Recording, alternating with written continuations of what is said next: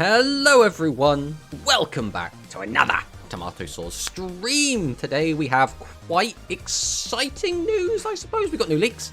New leaks are always very fun. They came out not too long ago, like 20 minutes ago or something, maybe 30 minutes, but basically completely fresh leaks for us to go over, which is always going to be an exciting time. We're also going to talk about the speed tournament that we entered. We've actually wanted to play in a few more speed tournaments lately because I do enjoy playing speed. The issue is, a lot of the time it'll be like, oh, you want to play in a speed tournament? Stay up till midnight. And I'm just there like, I can't really stay. I mean, I could, but like, I'm now sacrificing a lot of sleep, which I'm not really prepared to do. So like, there's that. But some of these speed tournaments are happening a bit earlier. I need to enter like, I think Starry Cup is going to be a good one, because I think that one starts very, very early. And I might try and enter some of Grands, because they do start earlier, at the very least, than some of the other ones. Like, some of these tournaments are starting, like, at ridiculous times during the evening, and it's just really difficult for me to be able to play in them, but when we can, we will. We also want to do a prediction for characters that we think might be coming to Rush Duel Links, and that is just because... So, it was actually quite funny. We were sat there, like, making a... I made it in a tier list, right? Just because it's easier to, like, produce this kind of information stuff, right? But as I was making it, I got a ping. It was like, oh, a new video's been uploaded by one of my people I'm subscribed to. And so I looked at it. It was like, oh, Mechlord's literally just done the exact same video, except his was like for everything. So it was quite funny. But let's see who we have in the chat and say hello to everyone. So we have Darth Victor. Hi, Tomato. How you doing? I'm doing quite well. I'm mid-lunch, can't stay long because I'm going to go to bed shortly. Take that. Going to bed after lunch. That is a bold statement. Double summon, really is, got to run. Okay, so Darth Victor's gone, but nice for Darth Victor to stop by. We got the Dr. Alex in the chat. Hello, my friend.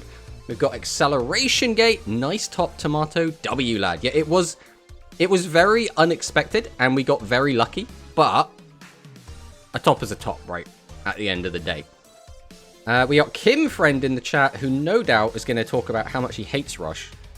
More speed, la la la la la la la. Necros and Earth Machine, go bruh. Another speed main box at the end of this month, Pepega.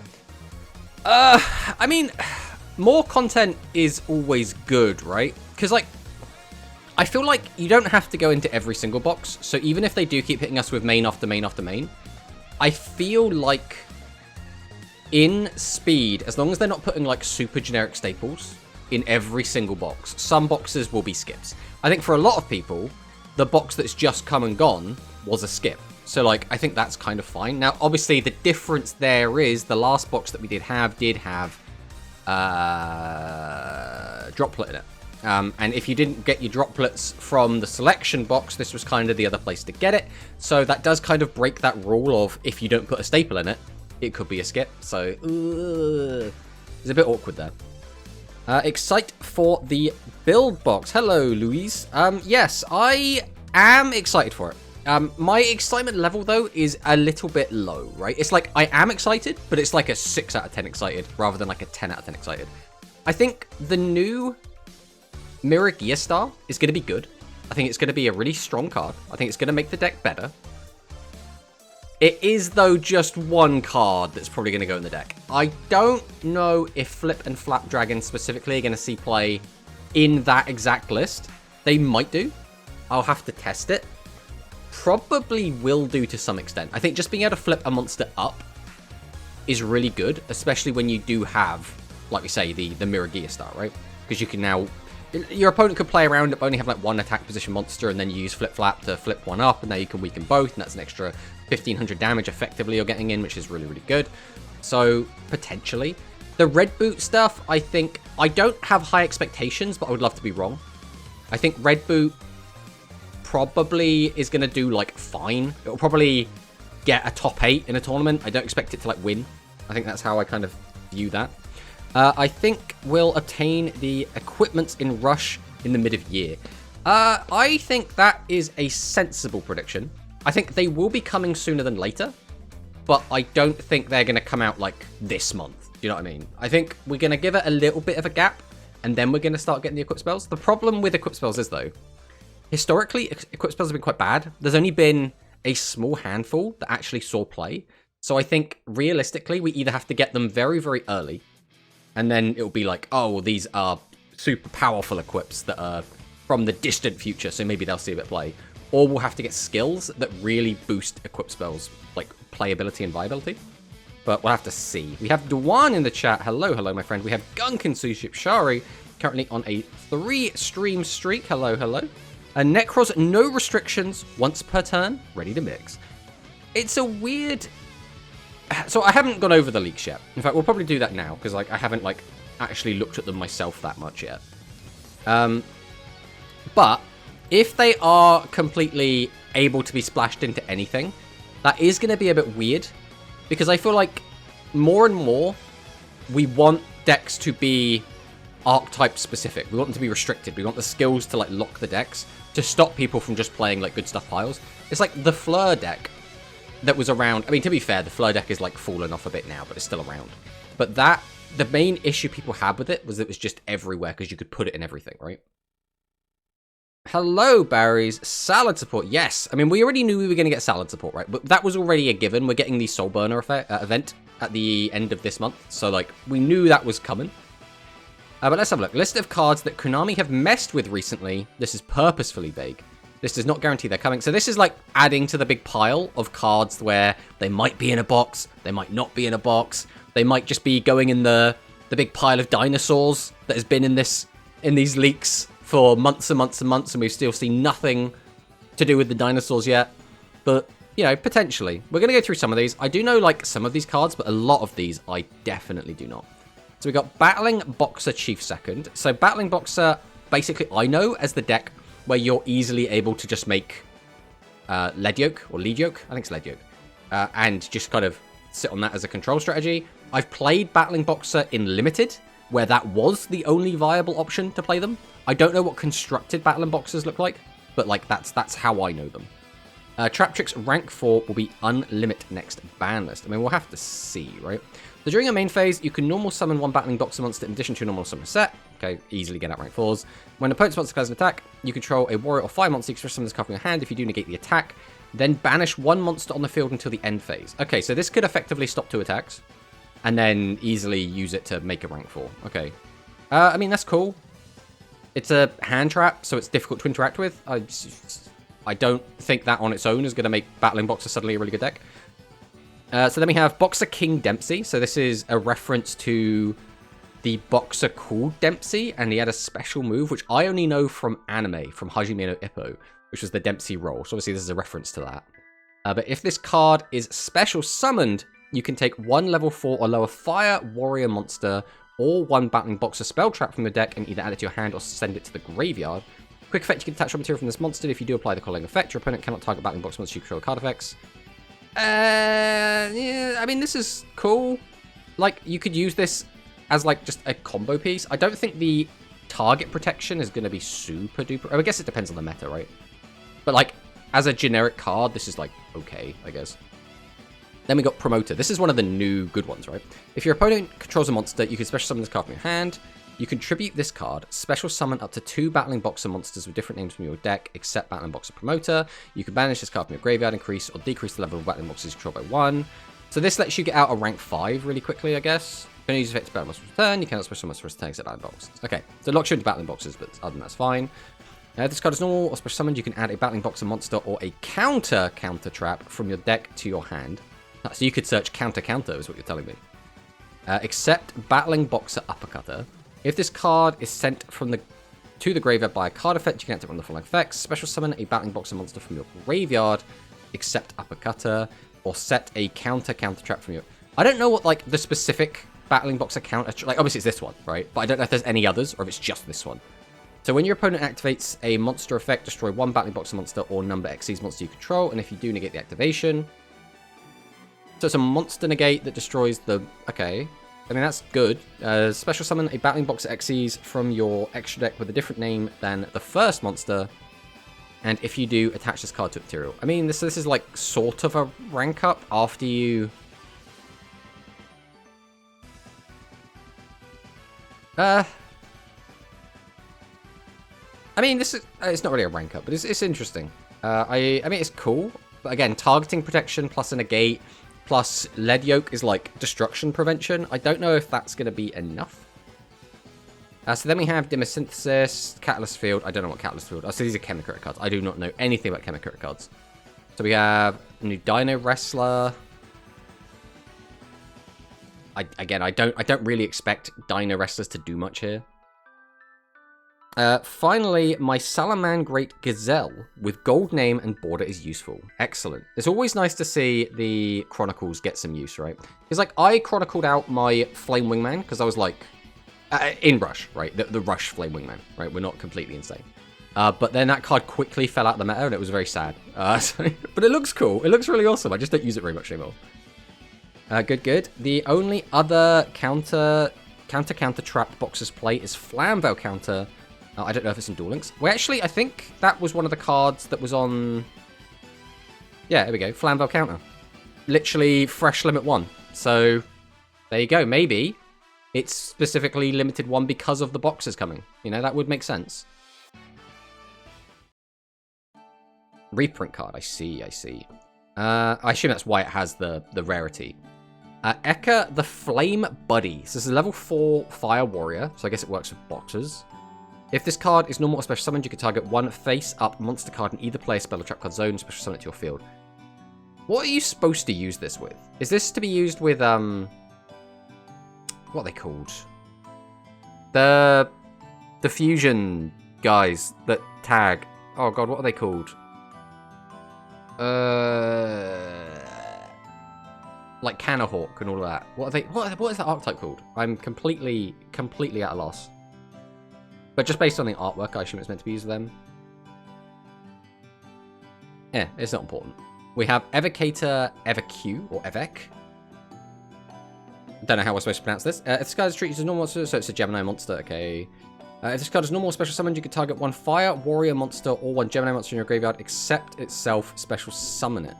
Okay, I mean, Ritual Beast. Thank you, Barry's. Ritual Beast, that was the one. Also, hello, Apple Tree. Welcome on in. I mean, you know, Kaiju, it's cool. Gathering Light, you can banish one monster you control, add one Synchro monster in your graveyard that is a Power Tool Dragon.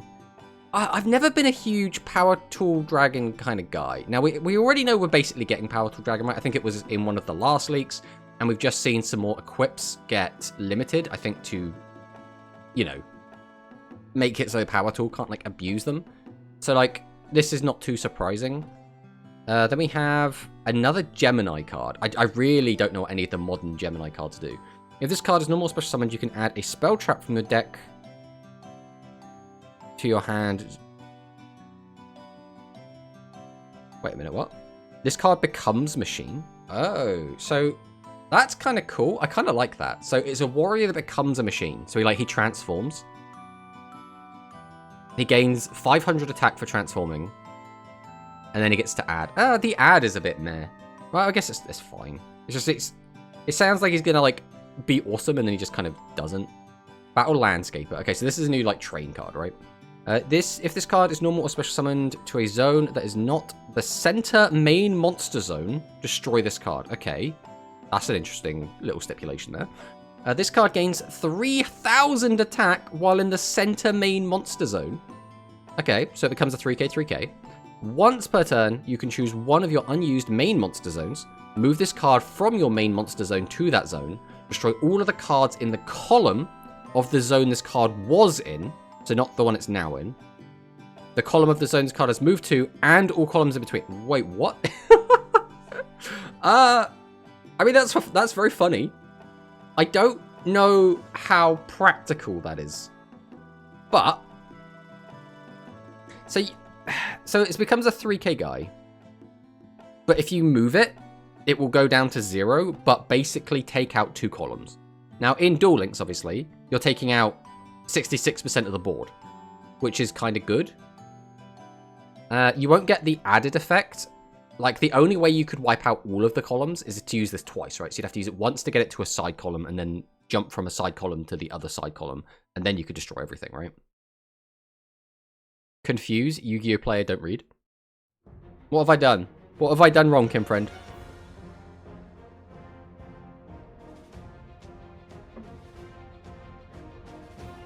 You could tribute set it in the left. I mean, that's true. But how often are you going to tribute set it is the question, right? Realistically, you're going to cheat this out with one of the many train cards. I don't think you're going to like hard, like, you know, this isn't Rush. We're not going to be tribute summoning this realistically. I don't know. I think this card is too slow. Like, trains kind of play like a combo deck. I don't think they're going to want, or like Earth Machine, I suppose, plays as a combo deck. It's Earth Machine card, easy special summon with field spell. Yeah, that's basically what we were thinking. But yeah, again, it has to be summoned to the middle zone, right? So, Gravekeeper Spiritualist. During your main phase, if Necrovalley is on the field... Oh, that's a reprint, we don't care about that. Kitsune Kitsunebi. So, all face-up monsters on the field become fire. If your opponent has a fire monster on their field or in their graveyard, when this card is in the graveyard, special summon this card. Morphtronic Impact Return. Hopefully heroes get a skill to set it from the deck. Oh, could you imagine? That would be really cool. And then it could also like add Super Poly as well. I think that would be really, really cool. Or even better, create Super Poly from outside of your deck so that you can run Limit 1 cards and still have access to Super Poly. I think that would be really, really cool. So Morphtronic Impact Return. Target up to 2 spell traps from your opponent controls. Shuffle 1 Morphtronic monster from your hand into the deck. And if you do, shuffle the selected cards in the deck. You can banish a card from your graveyard. Target 1 of your Morphtronic monsters as banished from your graveyard. Press summon in defense position. I mean, it's okay. Again, I don't know how... I don't really know what a modern Morphtronic deck looks like, right? Like, I know there's the... Oh god, what was the Morphtronic one which, like, does the loop? There was, like, the looping guy, and that's kind of all I know. Then we got Muddy Mud Dragon. Everyone knows Muddy Mud Dragon, but...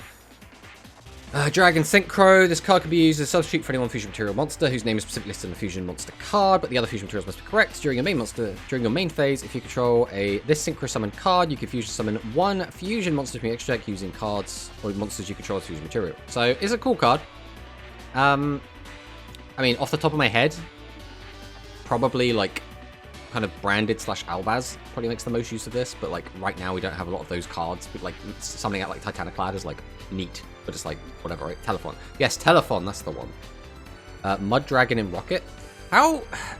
So what do you use this for, a Rocket? Do you just make... God, what is it even called?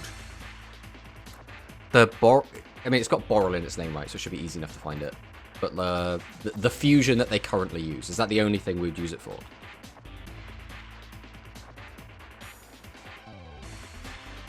Come on. We could do it. Hello, Hikari. Welcome on in. I'll tell you what, we'll go... Before we forget, because I'm really bad at doing, like, shout-outs and stuff. So we're going to do the shout-out to Hikari. Before we forget. Also, apparently we had an ad break. We completely missed that as well, but there we go. Make Furious Dragon. That's it. Furious Dragon. That's the one. I always forget these names, right? Because I'm like, yeah, Borreload Dragon. Easy, right? Riot Dragon is sort of easy, but that's just because it can be used in, like, other decks. Boral Sword, I do kind of remember, but, like, I always forget, like, Borreload. I always forget Borreload Furious. I always forget Quad Boral. I forget, like, all of the rest of the Borals. I even forget Savage sometimes, but, I mean, it's not even in Duel Links, so I don't know if that even matters. New leaks? New leaks, Manicust. We have new leaks. So next up, Battling Boxer General Kaiser, 3 level 5s. So obviously you're supposed to rank into this using some sort of rank up magic. Gains 200 attack for each material attached to it. So, you know, it's going to be big-ish, like 4k, 3k, 3.2 sort of thing. Once per turn when your opponent with special summon a monster, quick effect, you can detach 2 materials from this card. If you do, negate the summon. And if you do, destroy that monster. That is pretty good. That's pretty strong. That's an actual decent end board piece. So now, theoretically, you could make target protection, negate monster effects, and negate summon. I don't know how likely you are to get all of that on the field at once, but that's definitely has potential. Because, like, Dempsey gets you the trap, so you should have that. Does Dempsey get you the trap? He should get you the trap, right? Spell trap, yeah. So you can just grab the trap.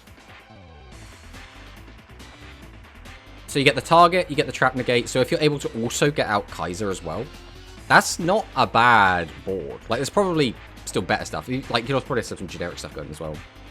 Boral Link, best card. Boral is a weird one, because I played against a Boral Link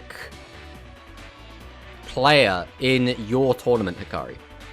And it was an experience. So I've played the matchup a decent amount playing the Fluffles. And I kind of learned where I can interact with that deck, playing specifically the Fluffle deck to mess with it. But I did not know at all what I was doing as Dragon Maid. And it felt like I got him down to like no resources, and then he just like created resources out of nowhere. And I was like, how have you gone from like 1 card in hand to like 6 cards in hand and a full board? How have you done this? I don't really understand, but Jesus, I do not know how to counter this. Nice boss with skill. I mean, I haven't even looked at the skill yet, so I don't even know what there is. Oh my god, Battling Boxer trash support coming. I do think, though, this kind of support, this might not be good enough to be like, you know, make it a tiered deck. But for a rogue deck, I think the possibility of having like Kaiser, Counter, and Dempsey as like an end board is actually really good. I don't know how easy it's going to be to actually make that board actually happen, but any rush leaks, kind of, Manicus. There's been some skill changes. No cards leaked and no new skills. So that's what we have to work with. But hello Shui, hello Manicus, hello Sakadetsu. Welcome on in. I really need to update my command as well, because we have the exclamation mark Shui, but it's spelt wrong. But I have that so that 1, I can just ping you whenever I want, so I don't have to wait the 2-minute waiting period after doing a shout out. And 2, obviously, because you know you're basically a regular. Skill changes. I mean they're basically skill nerfs rather than skill changes. It'll be easy to make it become new skill get also leak. Yeah, I'll have to have a look. I'll have to take a look at the new skills, you know, once we got through this. So we got Yuga Golem. This is the only card, I'm just double checking. This is the only card in these leaks that I own in real life, is Performer Power Yuga Golem. This is the only card I physically own. But this is the fusion one, right? So you can use this to easily make fusion summons using, you know, your pendulums. Which is, it's neat. I don't know. There's probably going to be a way to break this in the same way that people were breaking the pendulum version of this. I forget what it's called even. Oh, I'm really bad with names. Really bad with names, but... yep, it make the fusion. It make fusion or rank 4. Yeah. Perform how Yuga Golem. It's a cool one. So obviously in the intended way you're supposed to use this is to make Dark Rebellion Xyz Dragon, or you make like, I don't know, Starving Venom, I guess is the like intended. But like, I don't even know if Starving Venom's the intended. The other one's like Gatling Ghoul. It's like Performer Power Gatling Ghoul. It's like the in-arc type fusion for that archetype, but the Odd Eyes. What was the Odd Eyes fusion called? Because do we have it in Duel Links? So we have the Rune Eyes. Is there any more? There's like Arc Ray, but we're not going to get into Arc Ray. Venom. Odd Eyes Metal Clock. There's so many. Vortex would be the big one, right? If we can get Vortex, that would be like absolutely huge, but I don't expect us to get Vortex here, right? Furious again. Good old Furious. He's always there. We will make Starving Venom for sure. Yeah, probably. Alright, Phoenix Gearblade. Equipped only to a warrior or fire monster. It gains 300 attack. Wow, it's legendary sword, guys. At the end of the damage step, if the equipped monster attacked, you can send this card to the graveyard. During the battle phase, each of your warrior monsters and fire monsters can make a second attack. Okay, so it's a cute, like, OTK type card, it looks like.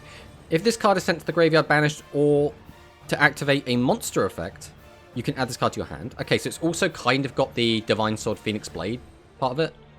You can only use this effect of Phoenix Gear once per turn. Okay, so they've put the hard once on it to try and stop you from looping it like you do with the other Phoenix Blade. So, okay, that's at least something. Ooh, Predaplant support. Now, I'm sure some people in the chat are going to be very excited to see some more Predaplant support, and other people are going to let out a big sigh and be like, why? Why are you here? So, monsters with Predator counters. Oh, this is a reprint. Never mind. Why are there reprints in here? Are these just, like, reprints that are going to be in the box? Because, like, why would you just randomly slap this in the box?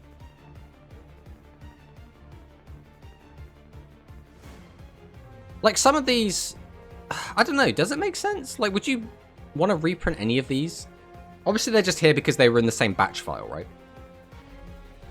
We will make Starving Venom for sure. If not, then Raider's Knight to Ark Rebellion. I mean, yeah, for sure, these. Red Potent, you can type one Potent monster you control, treat it as a tuner. I mean, I don't expect the Potents to do anything. Revolution Synchron, if you Synchro Summon Power Tool or a level 7 or 8 Dragon monster, this card in your hand can also be used as material. Okay, you can only use the effect of Revolution Synchro once per turn. If you control a level 7 or higher Synchro monster while this card is in your graveyard, you can send it to the graveyard if you use special summon this card. Okay, so you use it from graveyard, you use it from hand. It's cool, it's cool. Those cards will be hit. Why they leaked the reprint? I mean, I literally have no idea. All we know is that they're part of the batch file, so something is happening to these cards. Some of these cards might be coming out, some of them might just be getting changed, some of them might just be added to be used by NPCs, like we generally just do not know, right?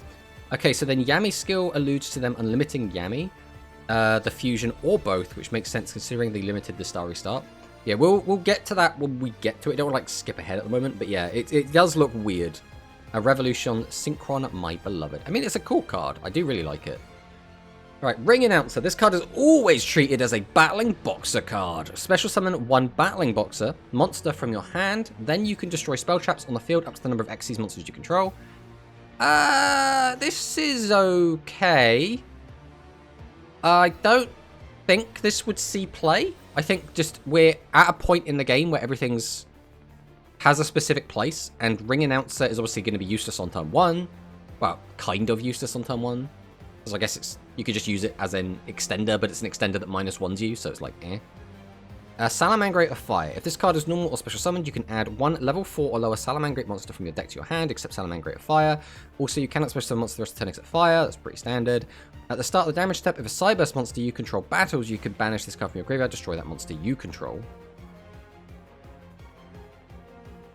Okay, I don't know what this is alluding to, but obviously you want to destroy one of your own guys, right?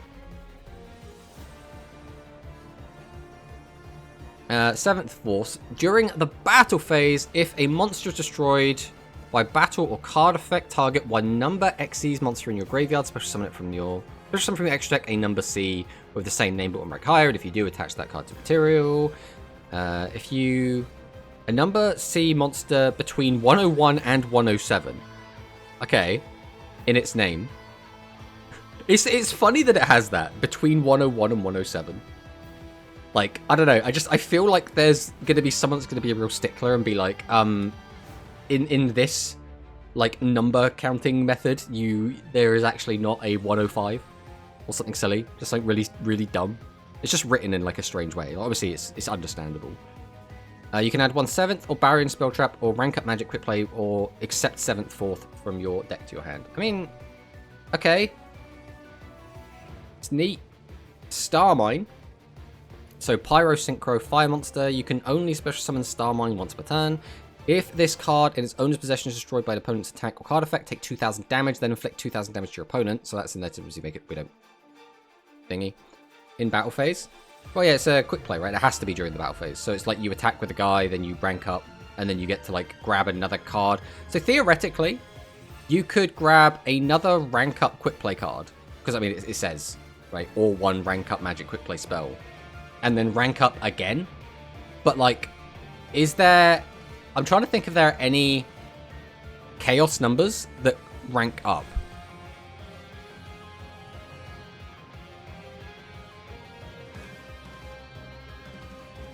I assume there's meant to be a logic to this, or like use it on a different card. So like you'd rank one of them up into a chaos, then grab another quick play, activate that, rank a second monster into a chaos. Destroy by card effect, destroy this card, and if you... I don't get Starmine. I don't... There's probably like... It almost looks like it's built to be part of FTKs, I don't know. All rank up only activate in main phase, I think.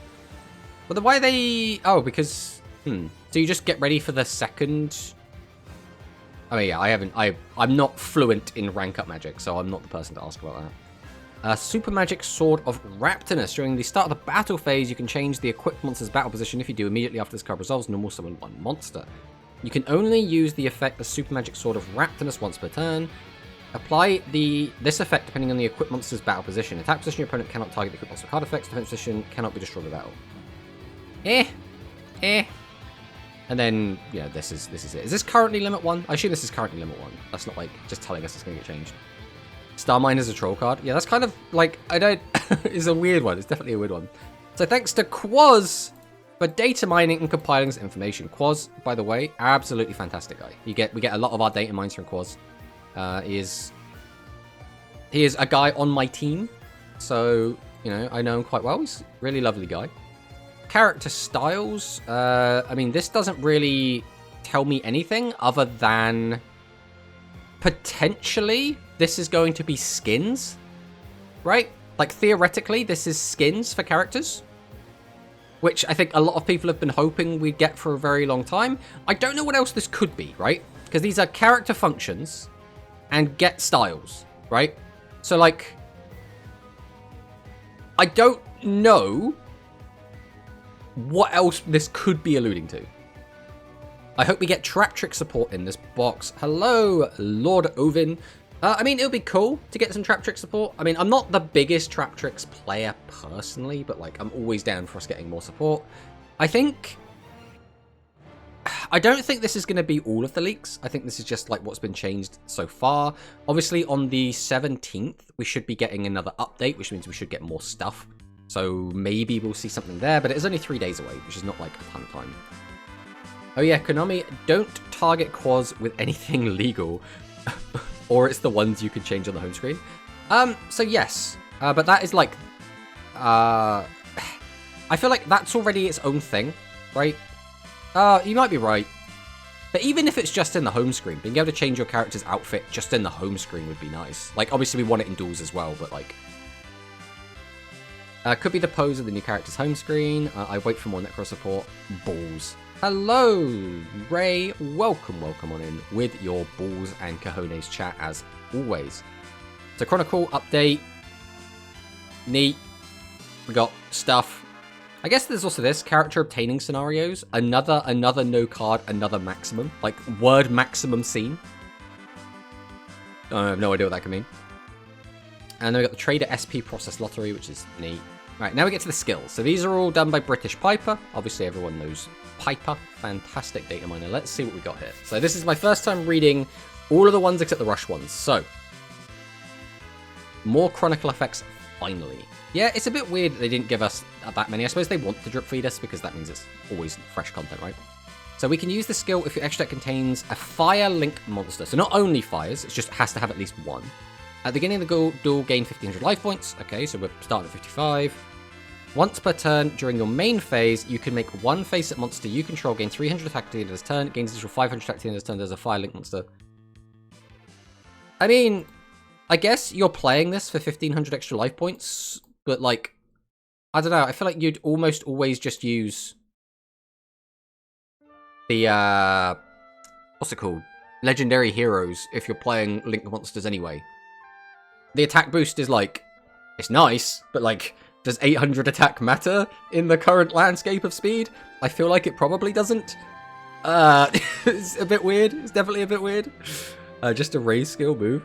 Link Dark Raise the same. Oh yeah, you're right. It is. I didn't even look at the name. I didn't even look at the name. I suppose because like people use the raise skill with Sky Strikers, right? I think Sky Strikers still use one of the raise skills, like Dark Raise or whatever it is. Tomato Sasso, hello Georfia, welcome. Necros support, please. Make it tier 1 your favorite. I hope this deck becomes good. It's the Dark Raise, but fire. Yeah. So Cyburst Recycle can be used. The skills. I don't know if this is like a generic recycle skill as well, but during the main phase, shuffle 3 monsters, including a Cyburst monster, into the graveyard, or banish into the deck, draw a card. I mean, this seems like okay. Like if you play Cyburst and your deck just doesn't have a skill, well, it's just better than nothing. But eh. Okay, but now I can play Sky Strikers with Soul Burner. Excellent. I mean, that's what we're really after. So Morphtronics, you can only use this skill second and third effects once per duel. You cannot normal special summon monsters except Earth, Dragon, Machine, Synchros with 2400 or less attack, Gadget monsters, and Morphtronic monsters. Okay, so this is quite specific. But we can still set. I don't know if that matters, but like, we can play Mimicking Man-Eater Bug in this deck, guys. So reveal one Morphtronic Cellphon or Morphtronic Converter Are we playing Selphon? Like, are we actually playing Selphon in this deck? What does Converter do? Add a machine type monster you control. Or target one machine type monster you control. Positive effects. Type position. Defense position changes. Gadget Gamer. Why is this card called Gadget Gamer? When this card is normal summoned, you can add one level 1 machine monster from your deck to your hand. You can tribute this card to special summon a Morphtronic monster from your hand. Then you can special summon a Gadget Hauler. Isn't Gadget Hauler, like, really bad? Okay. Morphtronic is probably the most coke deck of the box. Don't let Paris read that. Earth Machines go brr. I think Earth Machine and Morphtronic are very different though, right? Earth Machine looks cool. Now he agrees. The deck got a stupid restriction on Synchron and no bonus effect going second. I mean, that's very true. I mean, again, without seeing the deck in practice, it's hard to, like, gauge how this deck is actually going to play. Because I played, like, the OG Morphtronic supports, like, back when 5Ds first came out. And, like, that's it. So I don't know what any of this stuff does. So it's, like, means nothing to me. My immediate thought is that all of the cards mentioned here kind of suck. But, Alright, let's get down to the next one. Unknown character. Oh, heck yeah. At the start of the duel, add ace card to your deck. I mean, so it's just going to be one of these, right? But if it's Fire or Fire Cyburst. Okay, so this is going to be the new Soul Burner, right? This is Soul Burner 2. So we have Alito, so this is going to be Battling Boxer. You can only use the skill second and third effects once per duel. You cannot normal or special summon monsters, excluding special summons from the extra deck. So you can special summon anything you want from the extra deck, but main deck has to be Battling Boxers. Send one Battling Boxer monster from your hand or field to the graveyard to set one Battling Boxer monster. 2 if you control no cards and your opponent controls a card. So that's a bonus for going second. From your deck to your field. Wait a minute. So we have to send a Battling Boxer to the grave. Probably from hand, unless it has a normal summon effect. Right, we want to summon it, trigger its enter the battlefield effect, and then sack it off. Then we just get 2 monsters if we're going second, or just any 1 monster if we're going first. But their battle positions can be changed. Okay. If you control a face-up Battling Boxer Star Cestus, which is this one, which is during either player's battle step, if Battling Boxer monster you control battles an opponent's monster, you can touch one of this card, negate the effects of the opponent's monster until the end of that turn. I don't know how good this is. My first impression is like it's okay, but not good. Baryon Battlemorph, regain your true form. And then we get to add Baryon's Force to our hand from outside of the deck. And this is, again, only going to be during the... Oh, it's a normal spell. It's not a quick play, so that doesn't matter. Then you can add a counter trap from your deck to your hand. Okay. That's Soul Burner and Flame. Necros. Hello, Denro. It's just Star Seraph with extra steps. I mean, alright, this might just be like personal bias or like preference, right? But I personally think Battling Boxers are kind of cool. Like, I think their aesthetic is nice. Like, I have been a fan of them more than the Star Seraphs, put it that way. It's very weak. It's much weaker than Star Seraph. I think it's better. Ooh, we're getting some debate going on. But you should read new Battling Boxer supports. They are all custom cards. Are we talking about like the ones that we've just gone through? Because we've just gone through all of the leaked cards, which some of them did look pretty cool. Rank up into Utopia. So I mean, we have to get out Star Cestus. I don't know what Cestus like ranks up into, but like we can get the counter trap, which is good. Right, the counter trap's fine. Let's have a look what Cestus ranks into.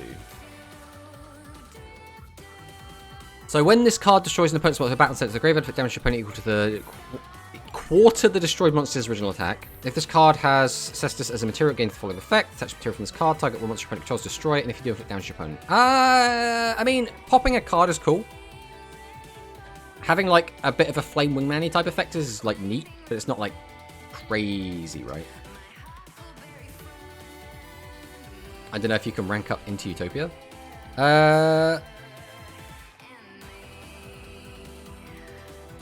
Yeah, the only restriction is it has to be the same type.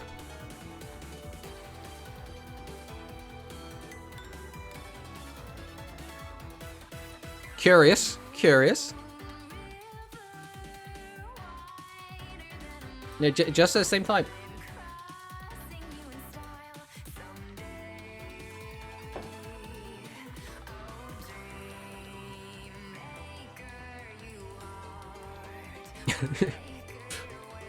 Boxers aren't good. I refuse to believe they are meta.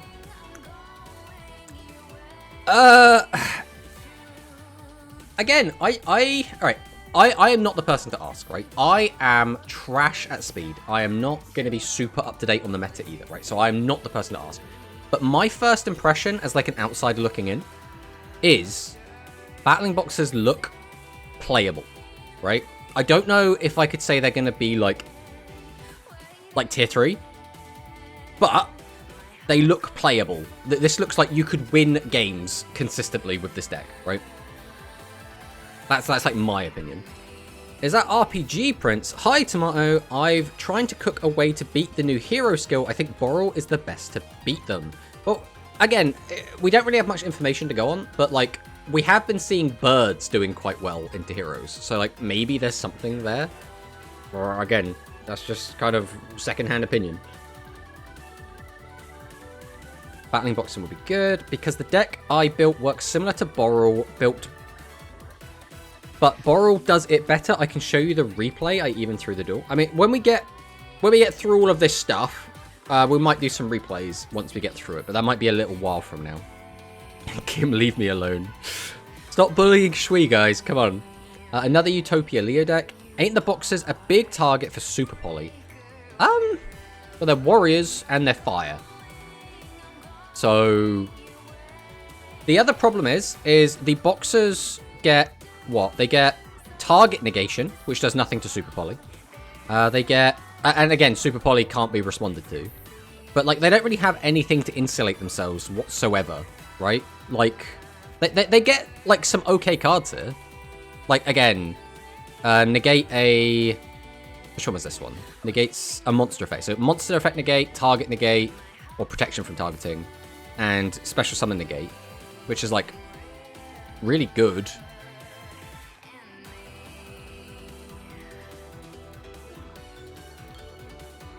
Friendship ended with Star Seraph. Now battling Boxer is my best friend.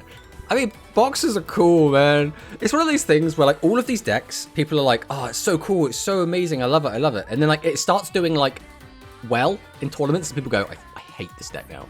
I despise it. It's disgusting. It's like when Heroes were announced, people were like, oh my god, we're getting Hero support. Yeah, Heroes.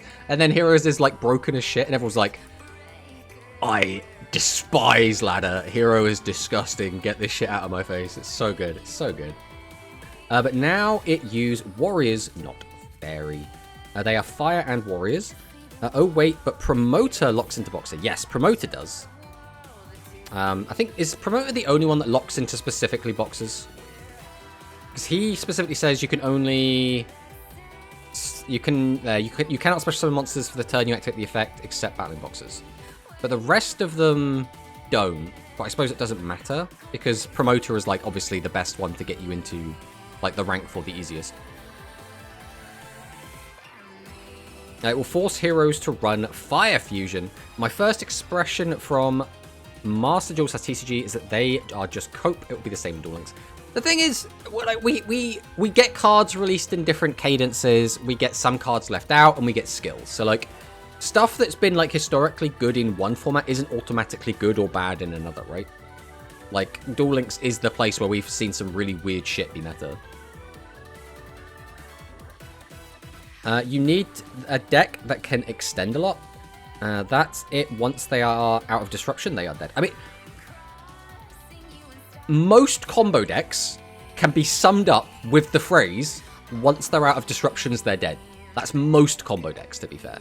Now, decks that typically have a bit more of a grind game are generally not combo decks, right? Because I think the way that we're talking about playing this, where we set up a really strong, like, turn one board, is going to be playing it like a combo deck, right?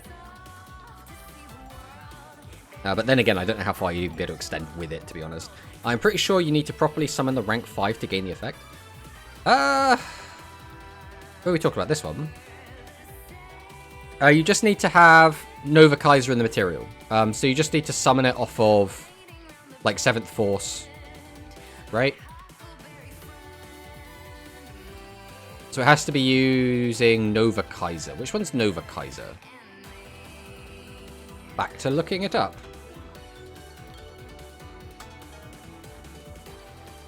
Oh god, it's this one. Okay, Nova Kaiser, I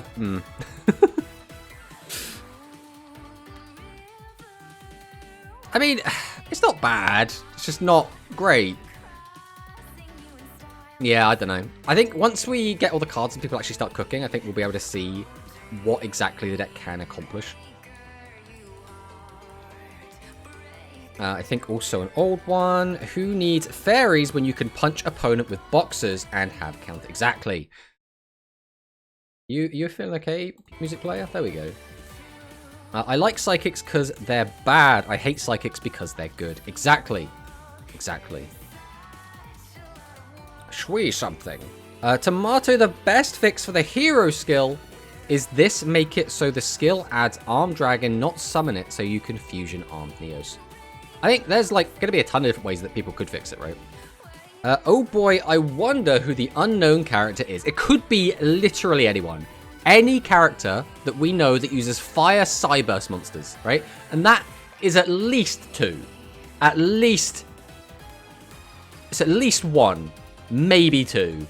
I'm struggling to think if any other characters use fire Cyburst cards, like, pretty much at all. But... maybe 2.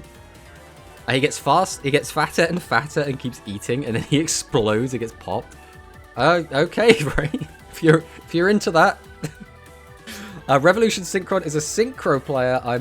As a synchro player, I'm hyped for this. Let's go. Revolution Synchron's cool. I do like the look of it. I also think the art on the card is really cool, which is something I don't usually say about a lot of the Synchron stuff. We are also in an ad break as well, by the way. So anyone that's not currently got ads, congratulations, you've dodged the ads. Anyone that has got ads, you can't hear me anyway, so it doesn't matter.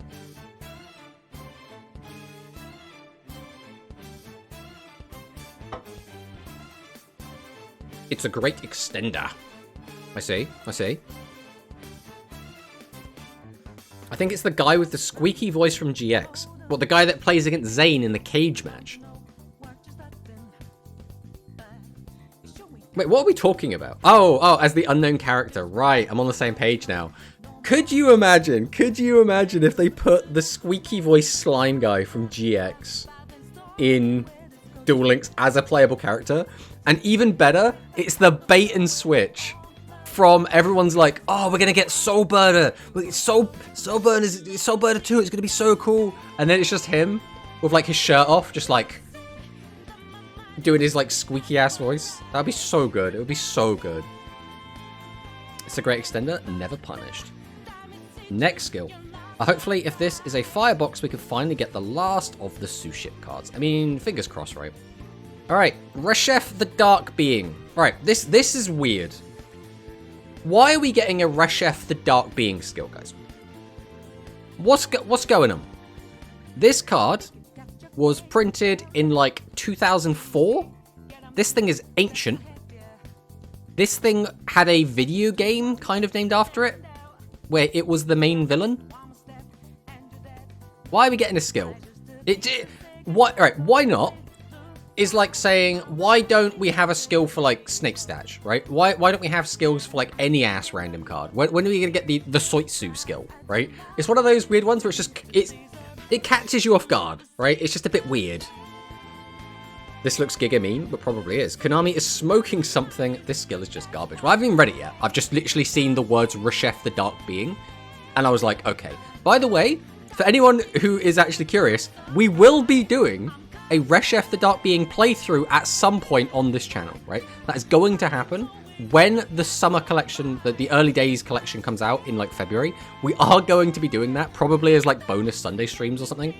But that will be happening at some point. So if you want to see us play ancient Yu-Gi-Oh! Game Boy Advance games, that will be happening at some point. Anyway, you cannot ritual summon monsters except Reshef. From turn 2 onwards, you can reveal high ritual art. Okay, so this is used to summon any ritual monster in your hand, then add Mechanical Chaser and Vorse Raider. from your hand to your hand from outside of your deck. Okay, so we just get 2 monsters that are both level 4, so we can go into Reshef. Okay, neat. I don't know why specifically those.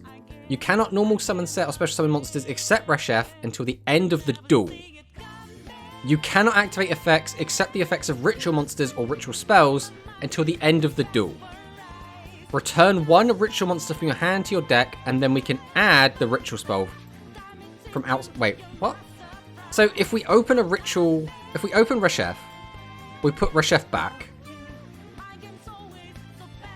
What is the point? So, right. This card can only be ritual summoned with the ritual spell card, the final ritual of the ancients. Once per turn, by discarding 1 spell card from your hand, take control of 1 monster on your opponent's side of the field at the end of this turn. This thing doesn't have any, like, protection. But as soon as you use the skill, like this part of the skill, we're done, right? We can't activate effects except the effects of ritual monsters or ritual spells to the end of the build. We just can't activate effects once we use the second part of the skill. Where's the hamburger skill? Exactly.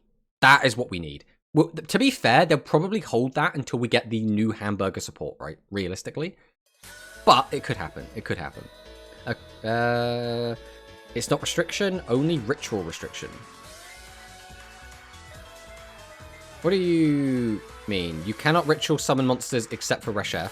And then until the end of the duel, you cannot activate effects except the effects of ritual monsters until the end of the duel, right? So it's pretty bad. It's a pretty harsh restriction once you use this second part. I guess Konami wants us to cook with Reshef. Sorry. Oh! I got it. I got it. Chef. That's a good one. Good one. You can mix it with any archetype. I mean, you can. But, again, once we hit this button, shit gets weird.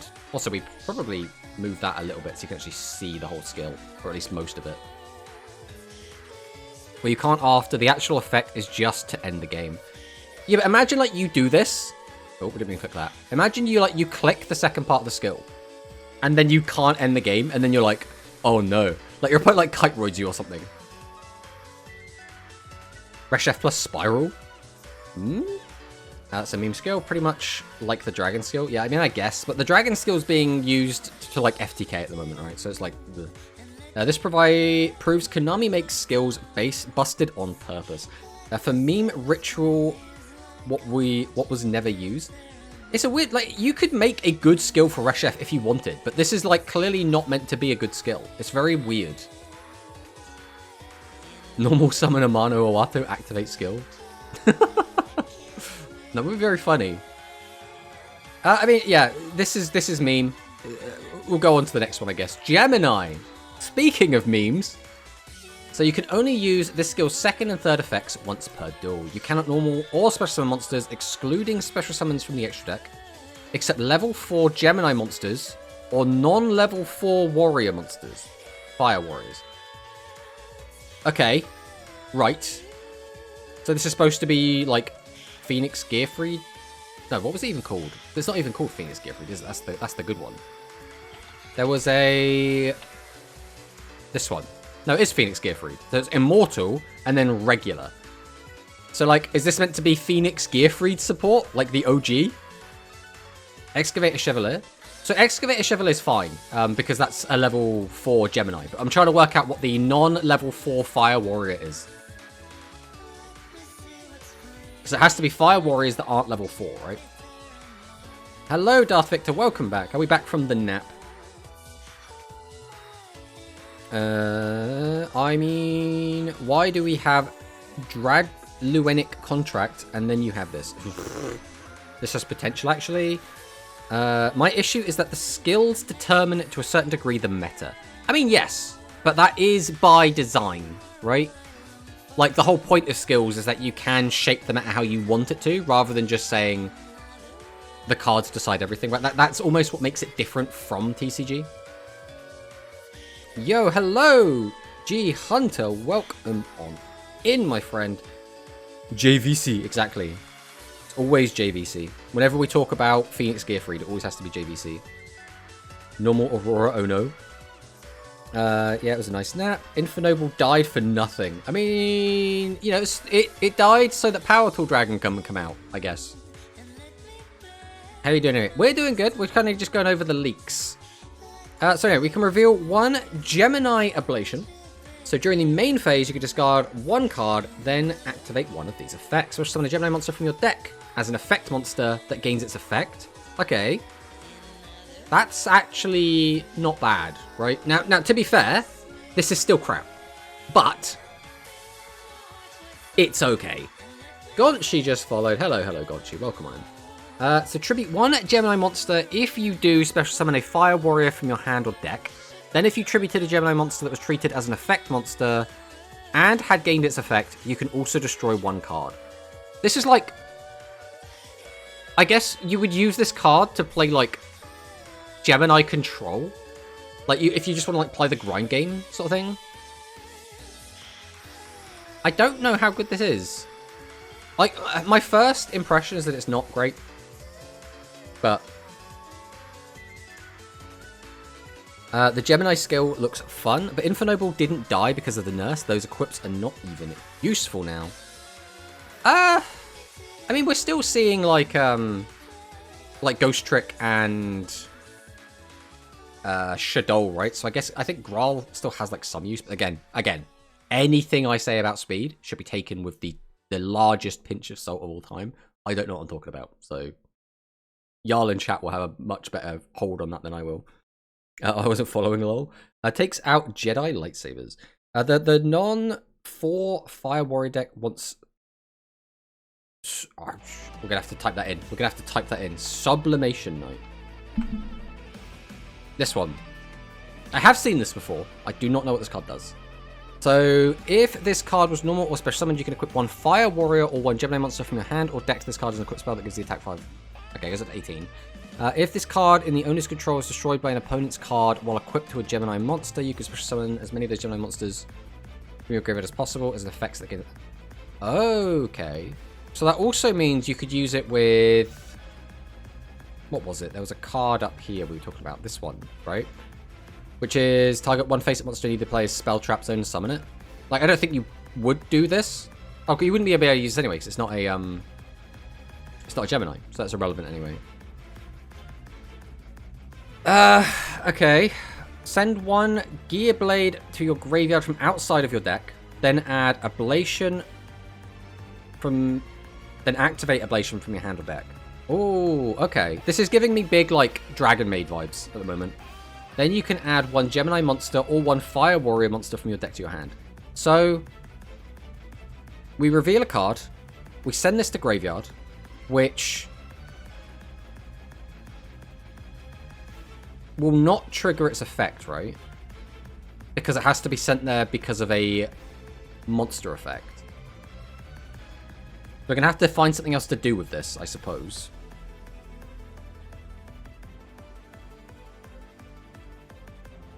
The trap is broken as it doesn't specify the level. I mean, yeah, that's kind of the main takeaway from it, right? Is that you can just summon out whatever you want off of it. It's still Gemini. Take out the big bag of salt. Here, salt. I suspect the Infernoble nerf is clearly meant to show they are bringing more support.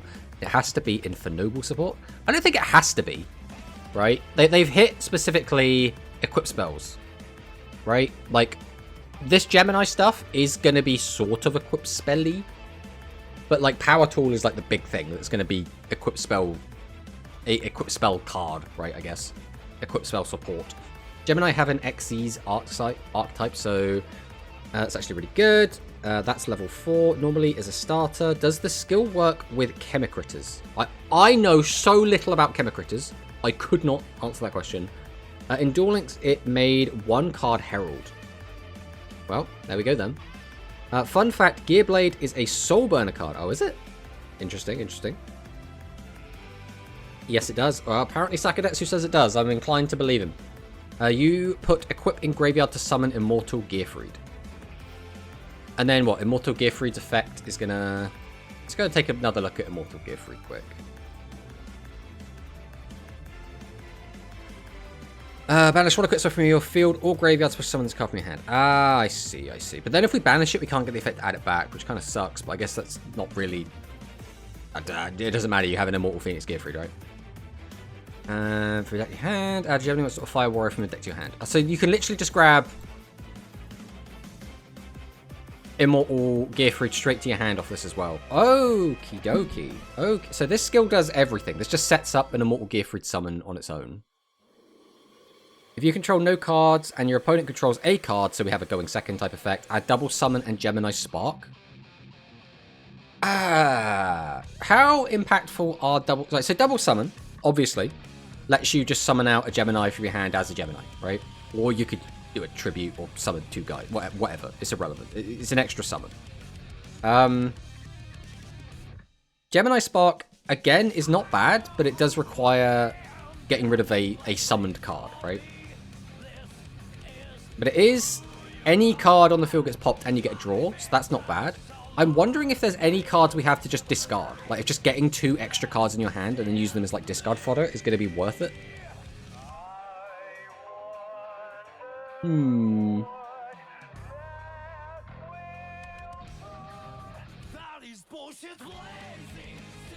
Most likely going to get Gemini cards because Gearblade is Soulburner related. Chemicalized Salamander! Not yet, Ray. Not yet. Calm down. Yeah, Soulburner used it in his deck that he had before Salamangreat. He even had a Gearfried. Don't remember which one. Well, Chemicalize is funny Gemini deck with potential rank 8, but still. My favorite meme card I use in this and Heroes 2. Finally, Gemini meta incoming. Hello, ICU, I foresee you. Welcome. Hope you're having a great day. You've caught us yapping, as always. You need to spell to normal summon 2 monsters. I mean, you don't need it, but that's what it does, right? Droplet, look at what they have to do to... I see, we're making a rush joke. I'm on the same page now. You normal 2 times to open its effect. For those wanting to see the Soulburner using the spell, it says episode 61. It's a flashback duel, I see. This is cool. Again, I'm not sure how competitively viable this is going to be, but theoretically, we have a decent grind game, we have a free special summon of Immortal Gearfried, and if we're going second, we get double summon and Gemini Spark for free, which is like, okay. This seems okay. I'm not gonna lie, this seems like, I was expecting this to be completely dogshit, and this seems like okay. Alright, Necros. You can only use this skill's first effect once per turn. During a turn, you have activated Necros of a Red Bear. I didn't even know a Red Bear had a Necros card, to be honest. And there are 3 or more Necros monsters in your graveyard. Return 1 level 10 Necros monster in your graveyard to your deck, then add up to 2 Necros monsters from your graveyard to your hand. Okay.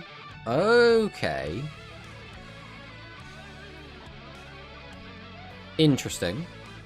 So what, So we just activate our Red Bear, send it to the graveyard, send 2 more cards. Then we can immediately activate the skill, put the Arid Bear back into our deck if we want to, and then just add 2 of the other Necros cards immediately to our hand. I don't know what, like, the best Necros cards are to add to your hand straight away. Like, considering that... Right, let's pretend that your hand is completely empty. Does adding 2 Necros do anything, right? Like, does one of them have the ability to, like, search, like, the spell? Like Colossus does, right? Yes, Colossus does. You discard this card, add a Necros spell trap. I mean, you still wouldn't be able to do much more beyond that, but... Are any of the Necros ones ritual using material from the graveyard? Hand or field? Or banish monsters from your graveyard? Okay, so literally, on its own, you could just grab Brionac Colossus, use both the effects to grab Mirror. Does Mirror have to be exact? Exactly level. Okay, so if you were using these 2, it'd have to be exactly a level 9. I don't even know if there are level 9s. Level 10. Level... You could then go for Trish. So you could basically just get a free Trish. Just off the skill. And all you had to do is basically open a Red Bear. Okay. When the gears are guilty. Exactly. Also, do you play Guilty Gear, Ray, by the way? If you do, I want to know who you play. I want to know who you main. It's a Chaz card. That's all I know. Once per turn and no restriction. Very true. Very true. Despair from the Dark. In Japan, the episode is actually called Despair from the Dark. Ashe. Probably the one to end the battle phase. It's the main turn 1 for Necros. Unicorn bundle. You can send spells and tribute monsters that search stuff on tribute, like Ariel. Okay. Which one's Ariel? Do we have it in the game yet?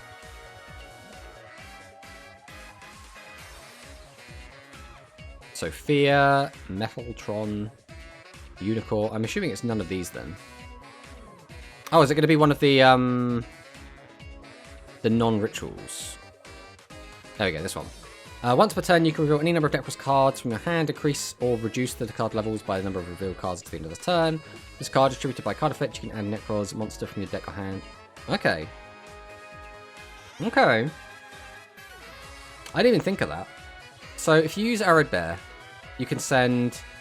Yeah, it's just 2 Necros monsters. In my head, I added an extra line on this saying they had to be ritual monsters. But no, they don't have to be rituals. Okay. This definitely has some potential. This definitely has some potential. Necros Mini would be dope. That would be really cool. Also, hello, Raindown. Why play this when you can just play Fleur? Because you want to do something interesting and cool and new, okay? I main Mei. Of course you main Mei. I don't know what I was expecting you to say, to be honest. But I do think this skill is, like, pretty good, all things considered. Like, realistically,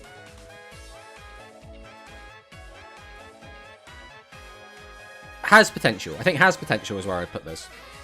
I've got to run again. I got stuff to do. Well, thanks for stopping by, Victor.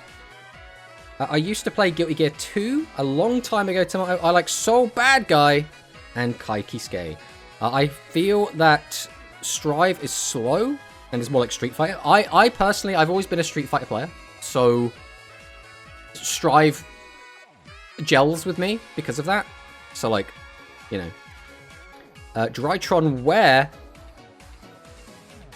it will come out eventually. As soon as Eldritch comes out, Drytron will be right behind him.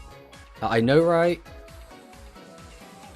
I always main silly characters. Well, then why aren't you playing Faust, man? Come on. The best thing about it is the Arid Bear is confirmed. I mean, you're not wrong. They can't mention it if it doesn't come. I don't think we are getting a mini, to be fair. Necros may come with a deck build box, but the other time-limited box, I can't recall the name. Also, welcome on in, Henry Cotter. Oh my god, Fleur Lover Clown is here. Kim Friend, you are so antagonistic towards everyone. It's like you really want to just be the heel of everyone's... You're the heel of, like, Duel Links Twitch, I swear. Eldritch is the golden troll. I mean... Yeah, but he'll come out eventually, right? Faust is not a girl. I mean, do you know that for certain? I don't know about the lore. Yeah, I would play Nago. What's his name? Nago Ryuki, the samurai, like the cyber samurai, and Potemkin. They were my go-tos. Pickup box, yes, pickup box. All right, Soul Burner skill 1. This skill's second effect can be used once per duel if your deck contains 6 or more Fire Cyburst monsters. The first time you receive lethal battle damage, you will not fall below 1. So this is like grit, but always. If your life points is 1, increase the attack of 1 Link 3 or higher Salamangreat monster by 1,000. So this is his skill from the show, right? I've seen the episode where he does this, and like he stays alive on 1 and then does. I'm pretty sure this is literally the same thing. His voice goes away. Is that Ninjetti Ursus in the chat? Welcome, welcome. Axel all day. I don't really like Axel, if I'm being honest. He's not... I don't like him aesthetically. I don't really like him mechanically. That might be a controversial statement. I'm not an Axel fan. Might also be a mini and pickup. At this point, we have to get a speed mini again. Main. Just keep the main train coming. GG1, actually the best. Volcanic Viper. Oh, could you imagine? Could you imagine? So Soul Burner got better grip. Basically, your life points is 1. Yeah, if your life points is 1. What don't you understand, Kim friend? If life point is 1.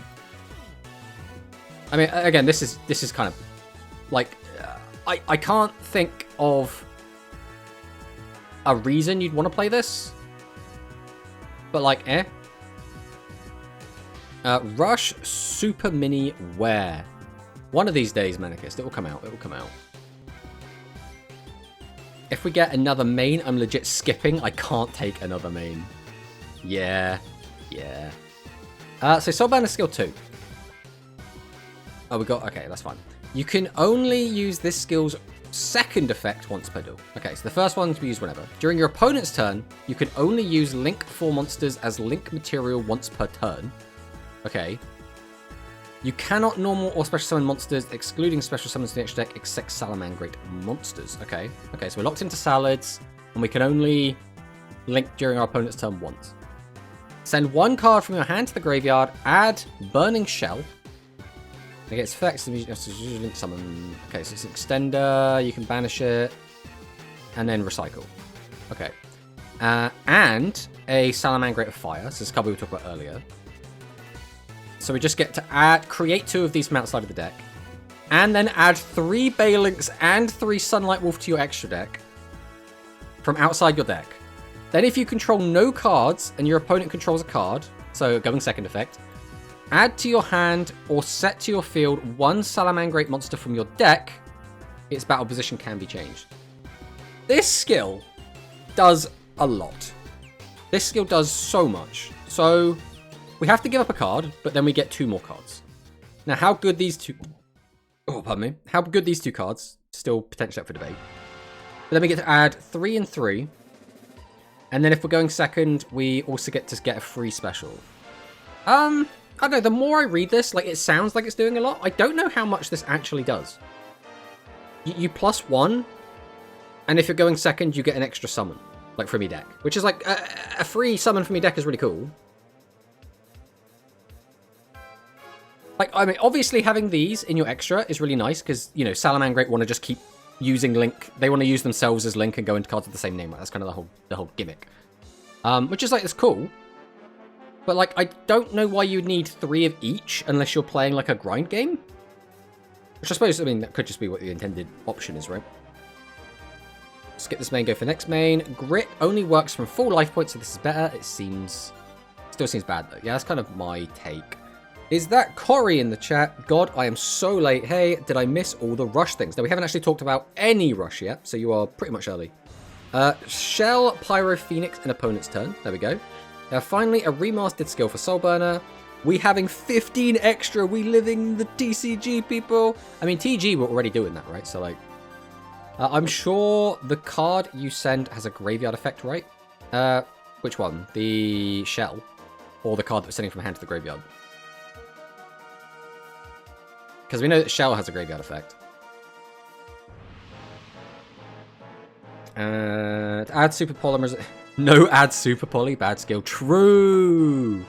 The skill is telling that we are getting Code of the Soul. I don't know what Code of the Soul is. Damn, big yapping stream today, then I see. I mean, yeah, we've got so much stuff to go over. What is Code of the Soul?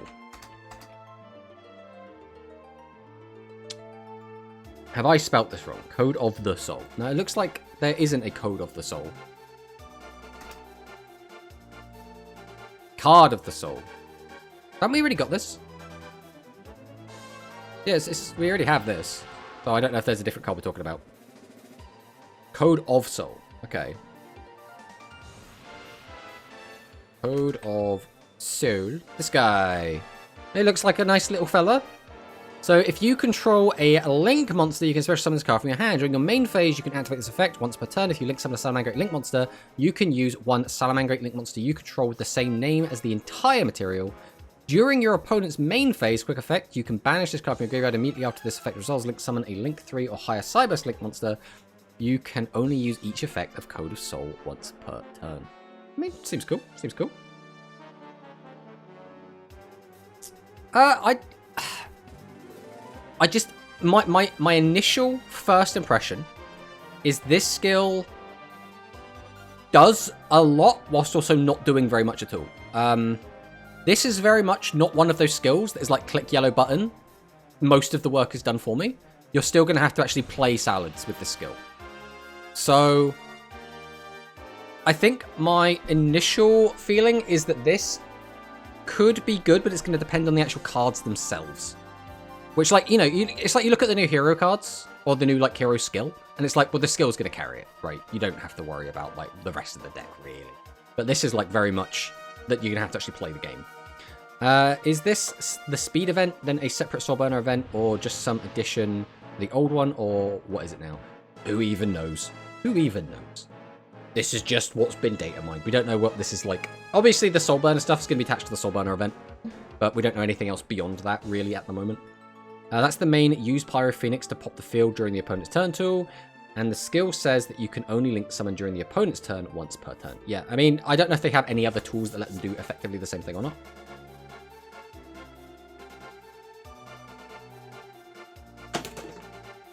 Let's finish the drink. Second MST skill. So, Mystical Space Typhoon. You can only use the skill's first and second effects once per duel, and only one effect per turn if your deck contains 7 or more Earth, Fire, Water, Wind monsters. Okay, so trying to get your Flight and Darks, I guess. From turn 2 onwards, with very weird spacing, reveal 1 Earth, Fire, Wind, Water monster from your hand, then return 1 card from your hand to the deck, then add MST from your deck to your hand, return Mystical Typhoon from your hand to your deck, draw a card. Okay. And we're in another ad break, everyone. So, enjoy the ad break.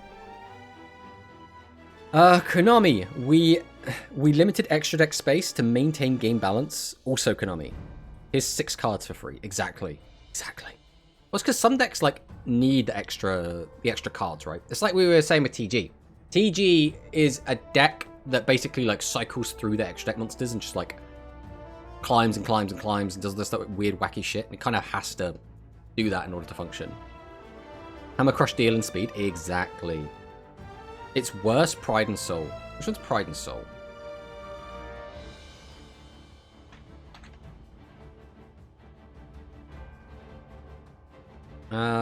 Can be activated. Normal draw. One of the cards from your normal draw this turn will be a Dragon of Pride and Soul. Oh, it's just this one. Okay. I mean, yeah. I guess. It is a weird one, though. I don't know, because Mystical Space Typhoon is a card that does see play, but, like, who is going to use this skill, realistically? I feel like this is the kind of skill that, again, is going to see play in weird, like, FTKs, and that's going to be kind of it. The reasoning applied to Shadows, I don't get why you can only recycle once, while other decks can use their skill more than once. I think the logic is Konami likes there being bad skills, right? They actively create bad skills because then it makes the good skills stand out more. Although what really ends up happening is you read a bad skill once, decide that it's bad, and then you never think about it ever again. So it just kind of becomes dead weight. It's a bit weird. But then, the moment everyone's been waiting for, Earth Machines. I mean, who here doesn't love Earth Machines? Earth Machine gamers in the chat? I'm sure everyone is. So let's see if we can have this. There we go, that's good enough. We can basically see everything like that. So, you can only use this skill's second and third effects once per duel. 1. You cannot normal or special summon monsters except level/rank 10 monsters and Earth Machine monsters. So any level or rank 10s or Earth Machines. And it can be any Earth Machines. Second effect. Reveal 1 Special Schedule. Okay, so Special Schedule is a good card, right? Target 1 machine monster in your graveyard with 3,000 or more attack. Special summon that card in defense position. If this set card is sent from the field to the graveyard, you can target 1 level 10 machine monster in your graveyard, add it to your hand. Generally an okay card. Then we have Urgent Schedule. If your opponent controls more monsters than you do, special summon 1 level 4 or lower and 1 level 5 or higher Earth Machine monster from your deck in defense position, but negate their effects. You cannot declare attacks the turn you activate this card, except for machine monsters. If the set card is set to the graveyard, you can add level 10 machine monsters from your deck to your hand. You can only use each effect of it once per turn. So you reveal one of these 2 cards in your hand, then either add Revolving Switchyard, So if a level 10 Earth Machine monster is normal or special summoned to your field, except during the damage step, you can activate this card. Your opponent takes no battle damage for the rest of this turn, even if this card leaves the field. Also special summon one level 4 Earth Machine monster with 1800 or more attack from your deck, and if you do, it becomes level 10. You can send one card from your hand to the graveyard, add one level 10 Earth Machine monster from your deck to your hand. You can only use one of its effects per turn, and only once that turn. Okay. Some decks just reveal 1+, others trade for another card. Earth Machine skill is hype. Ready to go 200 combos with Earth Machine. I was starting to build Earth Machine. I have stopped. And the reason is, I struggle to wrestle with the timer. And Earth Machine, I feel like, is going to probably be the most, like, timer-intensive deck, to the point where I won't actually get to play the game. So I feel like I've almost been like time crept out of playing Earth Machines, which is sad because I really like the deck. But it just is what it is, right? Crystron's got me into machines, lol. So I've never been a huge Crystron fan, if I'm honest. I like a lot of the other kind of machiney stuff. Like Earth Machines has always been like my jam, personally. He said, moment we've been waiting for, and then didn't start rush skills. Ooh, Earth Machine main in rush and speed. Earth Machine is just, it's cool. I mean, I would say you're more of a light machine player in Rush personally, as is. Urgent schedule confirmed. Whoop whoop. What the fuck? So many new Chronicle things, and we still don't know how the old ones work. I still have only got one single effect in PvP in 4 cog runs. You just gotta keep going, just gotta keep going. Doesn't Earth Machine just end on Link 1 pass, Link 2 pass? I mean, maybe like right now. I mean, Earth Machine in Duel Links does the, you end on Machina Fortress? What's he called? You end on this guy, right? Citadel. And Citadel is like a good boss monster to end on, right? He's fine. Some might say Earth Machines play on an urgent schedule. Hello, Beam! Welcome on in. Takes out Bazooka, no Crystron slander. I get Chronicles fine, pray harder to Jesus. You also play like 300 games a month, Manicus. That might have something to do with it. No, in Duel Links, I'm sure you end on Link 2 pass. I mean, potentially, but I imagine there's got to be something more than just that. Because I remember back when, the last time I saw Earth Machine being played a lot was when people were just, like when Citadel came out. And then like that was what I saw people playing. Because it's the, you're talking about, is it Infinitrack? This guy, right? No, he's a Link 1. I don't even know what the Link 2 is.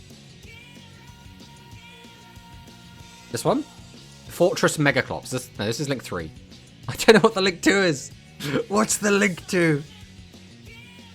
Probably a joke about how your board just gets tributed, lol. I am playing Morphtronic since 5D's era Duel Links, but as an OTK deck with Toolbox Extra Deck. Sad I can't get the new stuff because no gems outside of Rush. Anki thing.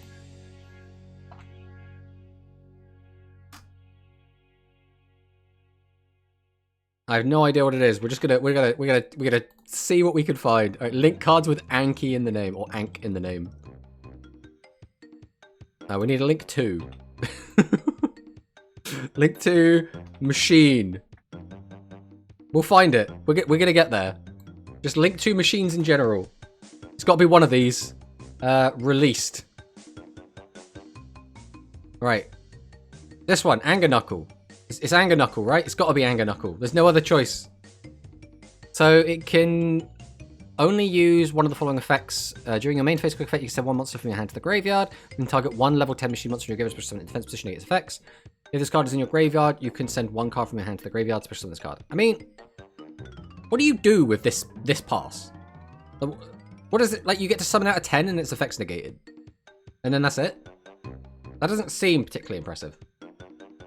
Also, Cleefort has a decent Link 2 machine. Okay. Link 2 and the Dweller with Pop while Citadel and Graveyard is my Earth Machine award. See, that sounds more like what I would expect. Last Earth Machine decks in Duel Links was complicated, yes. I mean, that's always been the issue with Earth Machines. It's always meant to be a very complicated deck. If I recall correctly, Earth Machines and Duel Links to end on Link 2 on field, and then level 8 Markinas that can trigger Citadel on graveyard on opponent's turn. Yeah. It does everything for you. I mean, basically, right? To graveyard. So, reveal one of these. Add Revolving Switchboard or Barrage Blast. Good old Barrage Blast. From your deck to your hand, or send a level 10 Earth Machine monster from your deck to the graveyard. Then if your opponent controls no cards, and you added a card to your hand, return one card from your hand to your deck. Okay, so this tries to be fair, right? It goes, if you plus, you don't plus. Which, like, I guess that's fine. But, like, it really depends on what the end board is. Because if the end board is mid, making this more fair is a bit eh. During the turn, you have special summoned a rank 10 monster, gain 2,500 life points. Okay. Okay. Only once per duel, though. Then you can change any number of monsters you control to attack position. Okay, so this gets around summoning in defense mode, which is it Revolving Switchyard summoned in defense? One of these summoned in defense. Yeah, Urgent Schedule summons in defense, and Special Schedule also summon in defense. Okay, so you get around both of them. Okay, okay. Trains have to be fair, but not heroes. Okay, Konami. Heroes are a structure deck. They're a main characters deck. They're a fan favorite. They were released as the poster boys for the anniversary of Duel Links. That is the 4 reasons they get to be absolutely unfair and busted. And we put E-Emergency Call in a box as an ultra rare. If anything, what we should really be saying is, thankfully they didn't put another hero mandatory staple in the selection box ultra rare, because that would be awful. Train without Dora? I mean, do you...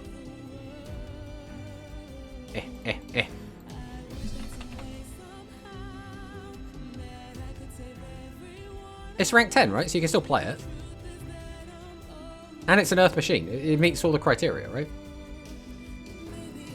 I'm glad it's a balanced skill. Would be unfair if I went up against the hero skill. I mean, that's always going to be our primary-ish concern, right? Is that some skills are just allowed to be unfair, and some skills are, like, so fair that they're not good. Hopefully Dora will be in the next box. Oh, do we actually just straight up not have it yet? Right, that was what we were talking about. I mean, yeah. Because there's the other one as well, right? The Super Dora? What it's called? Is it one word? Is it not even called Dora? No, this one's Super Dreadnought, Rail Cannon, Super Dora. What was the other one? There's like the other, it's like the rank... Can't remember what it's called. The one that you like overlay onto it. This one. So we do have Rail Cannon, Juggernaut Libe. We just don't have Super Dora yet. Okay. Well, that's at least something, I suppose. Libe. Damn Twitch delay. Yeah, Twitch delay kind of sucks. I mean, you can't see your messages on the screen at the moment, unfortunately, because otherwise it covers like the skills and stuff, but that at least lets you kind of know how long the delay is. So, that is it for that. So now, rush skills. Yeah, guys, rush. We're the rush guy. We're going to do the rush stuff. Yeah. Updated skills. So, no holding back. Beat of the Superstar now says add 1 psychic type effect monster with 500 less attack in your graveyard to your hand. So this used to be, I believe, I think it had a restriction on it, because there's a couple of skills that are very similarly named. We'll just go and check it quick. There we go. So, add 1 level 2 or higher psychic type effect monster with 500 less attack. So we've gotten rid of the level 2 or higher, which means we can now search level 1s. Okay, so let's see what exactly that means. So we go psychic. We can search level 1s. We'll just give this a sec. So we can now grab Roman Pick, Ice Pot Bear, and Endol. So Endol's not going to see any play, realistically. So we can get a card we have 1 copy of, and we can get a card that is limit 3. Now, is Ice Pot Bear going to see any play in this deck anyway? I mean, it's a free plus, and that, if you do take Bear, it represents 2 monsters. So, like, it's a +2. So if you were playing, like, Psychic Beatdown, that could work. If you want to use Melody a bunch, you could summon out other guys, use the bear plus like candy as tribute fodder to get out like level 5 and higher, put them back into your hand for Melody. But I think at that point you would use, what's it called, Shine, Ready Shine, which could just make your low level monsters level 5 anyway, and I think that's even an easier way to do it. And that also gives you a plus every time you use it. I don't know. It doesn't seem great, I suppose. This is a welcome change. It is technically a buff. Is it a huge buff? Is it gonna make? Is this skill suddenly gonna make a huge comeback? Is it gonna be crazy? Probably not. Realistically, the best deck in the game right now is almost undisputably Psychic, and it's not using the skill. The skill is not going to dwarf that skill. I mean, it's nice to see an old skill get a little bit of a buff, but it's nothing crazy. Let me get Celestial Guidance. So the change here is that there's at most one Yami Ruler the Dark Delayer in your constructed deck. So this is a bit weird. So Yami Ruler is already limited 3. The way that people have been playing it, or they were playing it, was you'd play 2 Yami Ruler and 1 Yami Tarasu, because they're all limited 3. But since then, we have had Star Restart go to limit 3, which means now people are playing like 1 Yami Ruler, 1 Star Restart, 1 Yami Tarasu, or forego Star Restart entirely and go 2 Yami, 1 Yami Tarasu. So like, does this, like, in some ways this doesn't matter. Like, it's not going to change anything. In other ways, it's a little bit more restricted. Rip Warrior Fusion, yeah, that's kind of how it feels. Hey dude, do you have any recommendations for a Void deck? So if you're playing Void Velger, there's basically only really one build. And the deck is very, very simple. You just kind of put all of the Void cards in. There are tons of different resources you can look at. I would recommend taking a look at DLM and take a look at the decks on there. Again, they're almost identical. There's only really one way to play the deck. If you want extras, you can go on my YouTube channel, and we have like a video breaking down the deck and how it plays and what it's good at and everything. So if you want more information, you go there. There's not a lot to say about Void, unfortunately. It's very simple. It's a very simple deck. But hello, Mr. Bad Time. Is there something we haven't got which can be added with skill they could release? Like I said, baby, we're getting unlimited. Woohoo. I mean, potentially, but I don't know if this automatically points at that or not. It's a weird one. Like, it definitely could be. But I don't look at this, and this to me doesn't scream it's definitely getting unlimited. This tells me, oh, maybe they could unlimit it. As for this, like, we've just gone through and had a look. There's basically nothing else that this could give us. Maybe, like, the wind psychic stuff. Like, if we take out Released. Like, the only other card we can get is Fiddledor. Which, by the time this comes out, we'll get wind psychic skills. So I don't think this is also going to matter. I just need 3 cards. Someone said adding Shadow Sentinels and TSA, but I'm also thinking about Void Corridor and the trap that lets you draw and reveal. I don't think you need any of that stuff. Basically, the way that Void wins is that you play a very, very overly aggressive style. You just ideally put everything in attack mode, give everything piercing that you possibly can, and you ram into your opponent and end the game as soon as possible. If you give your opponent time, that is when they're going to be able to clap you back. If your opponent is also able to stabilize and make a decent board, they'll also, like, be able to counteract you. So, like, again, the way that you tend to win with Dark Galaxy is aggro, aggro, aggro, right? As however consistent you can make that, and just go face. As much as you can, basically. There's no reason to nerf the skill if nothing is getting unlimited. I doubt the fusion will get unlimited, but yeah, it can be for sure. I mean, that's the thing, though, because this could be getting changed preemptively for something that's going to come in the future, right? We could be getting more cards. We could get like Sky Saviors. I don't think we're going to, but like that, this could say we want you to, if we're going to release the Sky Savior cards with more Floodgate type effects, we want to restrict the amount of Floodgates you have access to, right? It's just an example. And then there's Galactic Order, which got changed, but there's no actual change, but apparently it's going to get changed, but we don't know what the change is going to be. We'll do a quick refresh to see if there's anything new that's been posted, but assuming that nothing has, that is going to be that done.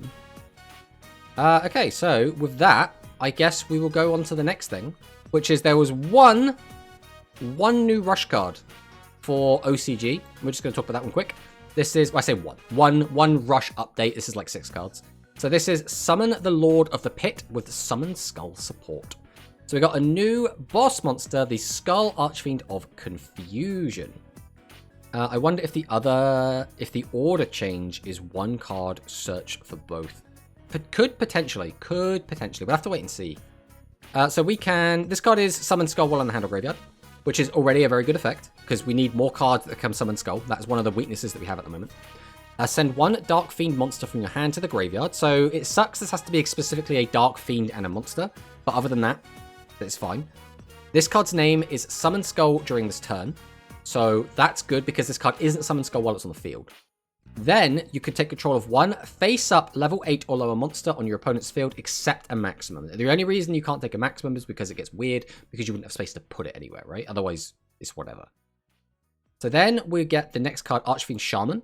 So this card's pretty good. He's got decent stats, which is already pretty good. Send a Dark Fiend monster from your hand to the graveyard. Again, don't really want it to be a Dark Fiend specifically, but that's fine.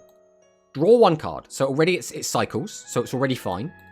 Then you could choose one face-up level 3 or higher monster on your opponent's field, decrease its level by 2. So this is very important, because now we can take level 10 monsters with Archfiend of Confusion.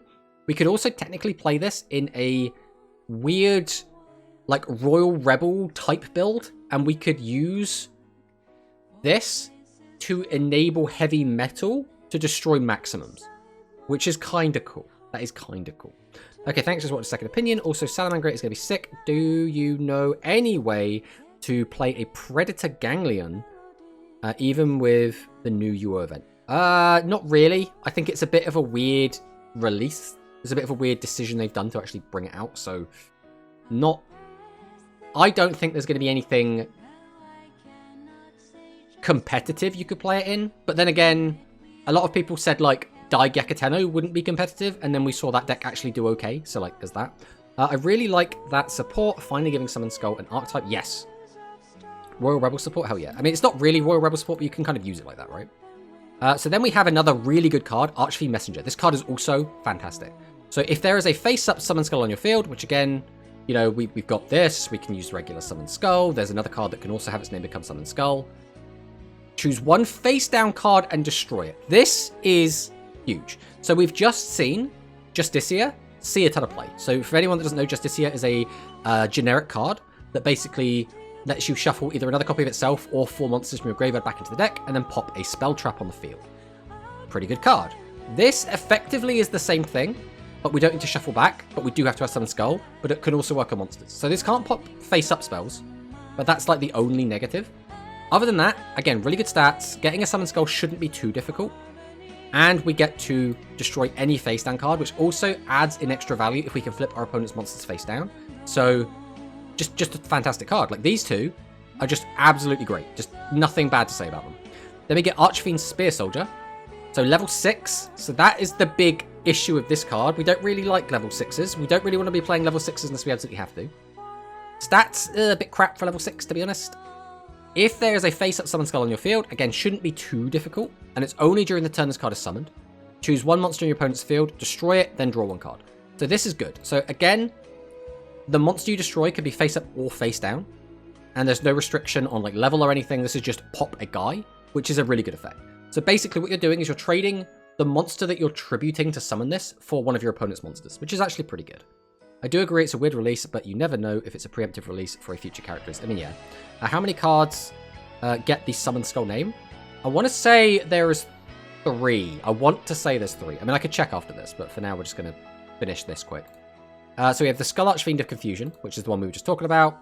Becomes Summon Skull, can take control of your opponent's cards. Then we get a new fusion monster, Archfiend's Manifestation. So this is a level 6 with Summon Skull stats, made using a Summon Skull and a dark monster, any dark monster. So, if we can yoink a dark monster from our opponent using our Confusion, we can then use their monster to make this. This card's name is Summon Skull, and face-up Summon Skulls on your field gain 500 attack. So this is always going to be a 3k attack guy. If we get out any other Summon Skulls, those will also gain that 500 boost, which is pretty good. So then we have Archfiend's Thunderbolt. So trap card, if there is a face-up, level 6 or higher fiend monster, or dark fiend monster on your field, when your opponent normal summons. So this is the only bad part of this card. It only triggers when your opponent normal summons. That is not the best. We would much, much, much rather this worked on special summons, because special summons are very, very... They're very prominent. They're very... your opponent is going to special summon. It is very rare that your opponent is never going to special summon. Off the top of my head, there's like Ancient Gears don't special summon. There's like a couple of other decks that just never special summon, but like for the most part, almost every deck is going to be special summoning. Normal summons are a lot more... It's a lot easier to play around because you can set your cards.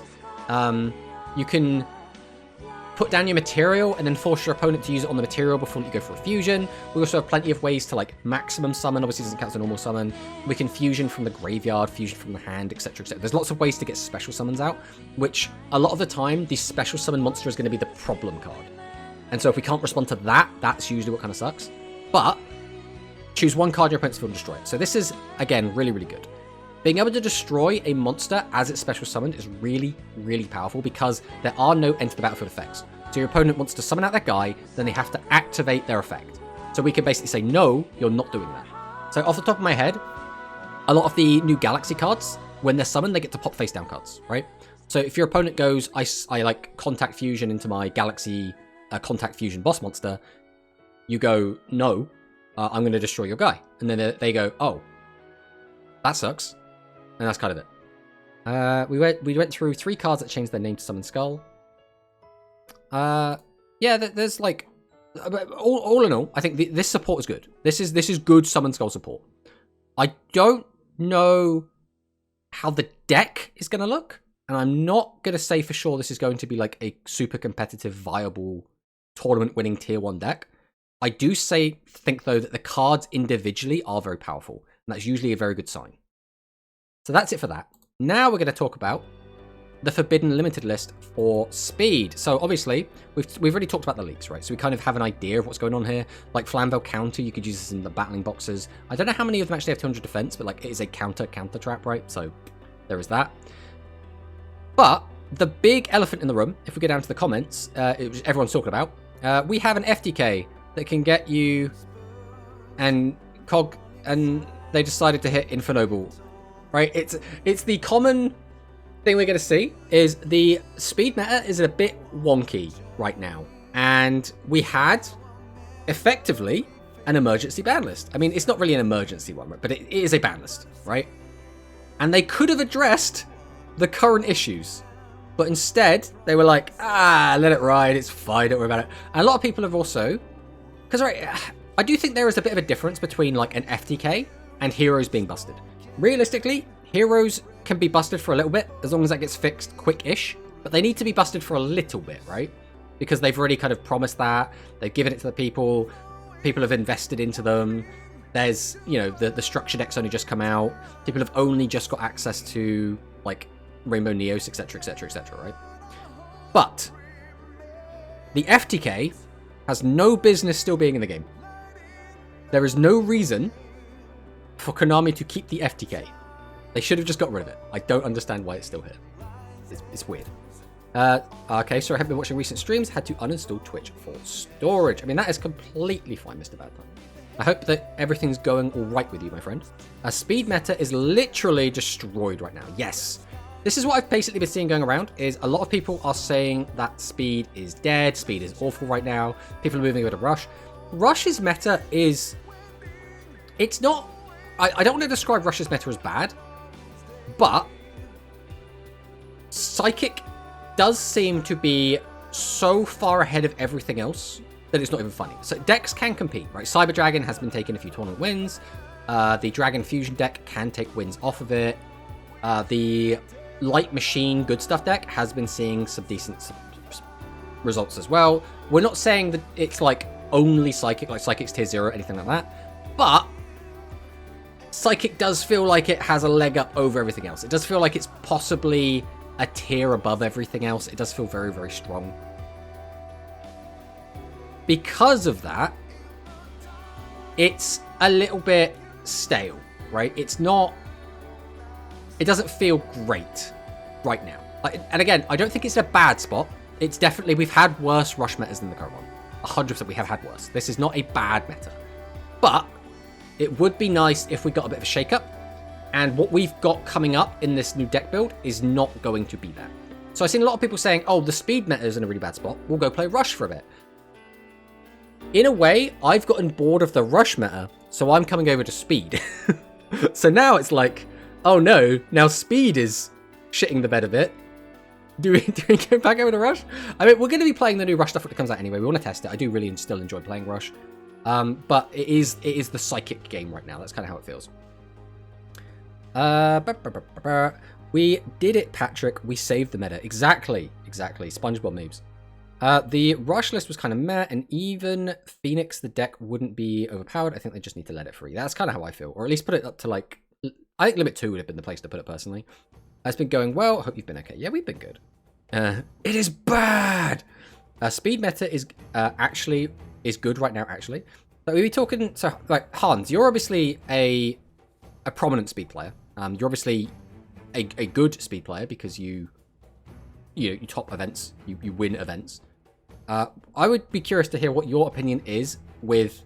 Like, is it playing ladder is fun? Is it playing tournaments is fun? Is it playing wars is fun? Is it all of the above? Is heroes not an issue?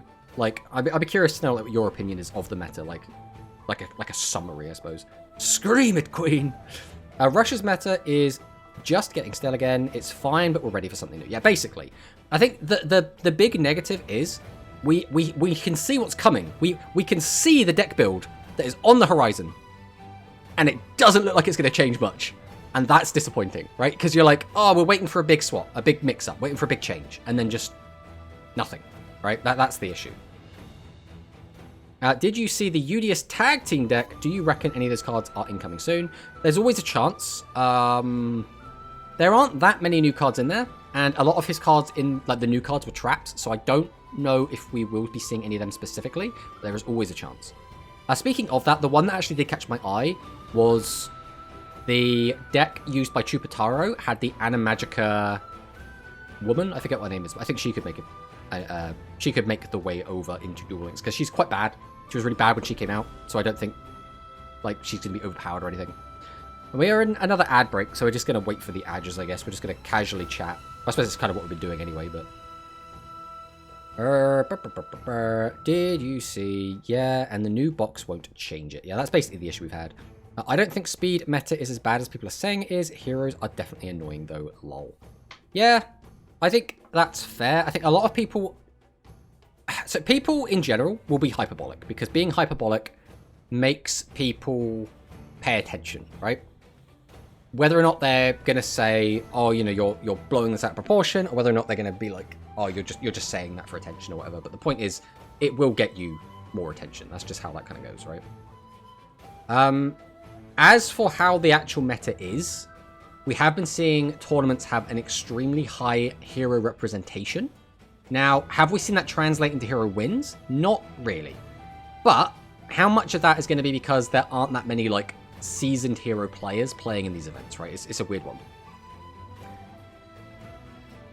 Time to go to Master Duel. Speed meta is really bad, but Master Duel, don't even get me started. It's one of those things as well. There is always going to be a disparity between a competitive player and a casual ladder player.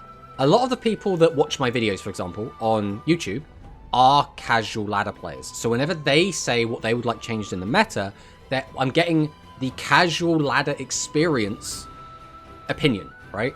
So whenever I talk to a competitive player that's constantly playing in tournaments, they have a very different opinion to the average ladder enjoyer. So for example, I kept seeing people playing tournaments saying, Metarion is busted. We want Metarion dealt with. Metarion. And then on the YouTube videos, it was, I don't care about Metarion. Metarion's not even a problem. Cyber Dragon. But in tournaments, people are like, Cyber Dragon's not even a competent deck. People don't even give a shit about it. It's like, it's weird how you get this like disconnect between the two. Cyber Salad, take the crown. Just give Agnes. I'm going to make Red Boot good whether it wants to be or not. I look forward to seeing it. Always Starving Venom Invasion. Put a counter on the Arrival Tribute off Hydra GG Shake Hand. I mean, who doesn't love it? We got Adges. I did notice the Sheep deck as well, but we all need to change meta of the Spellcaster Mirror Force for Rush. I mean, that would be a very, very big departure. I've been having more fun with speed meta lately because of the variety. I think heroes are slightly overtuned, but that can be fixed. I am personally having more fun in this meta than in the September-November meta. I don't mind a deck like Hero being popular since it's available to everyone, and the duels are back and forth, their turn 1 is short. I mean, that's at least something, right? It's one of these things as well. Again, we said this during the ads, but heroes have high representation. I don't think they have particularly high win rate right now. So, at least in tournament play, competitive. But, like we say, the majority of the player base is going to be casual ladder Andes. They are going to be running into heroes again and again and again. They might not have the card pool or the skill level to deal with that deck, so they are going to be complaining about it more. That's just how the game is going to go, right? There's always going to be a disconnect between competitive players and casual players. The issue is the new box is adding more Dragon Ultras. The deck can't do much without them added. I suppose they won't add Rush Heroes because they bombarded speed with them at the moment. I mean, they could have done. They could have done some hero stuff to tie in with the anniversary, just to build hype. Obviously, they chose not to. A best of 1 against hero with unpredicted back row definitely makes it feel worse. I mean, that's very true. Also, welcome on in, True God. True G Dog Doc. Welcome.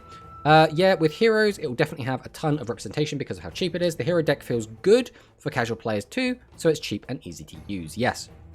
I do think, though, that similarly in the way in Rush Duel, we have Cyber Dragon seeing an absolute ton of play, specifically on ladder. I think that is going to be, you know, the new speed deck that's going to be everywhere is going to be heroes, and people will get sick of that.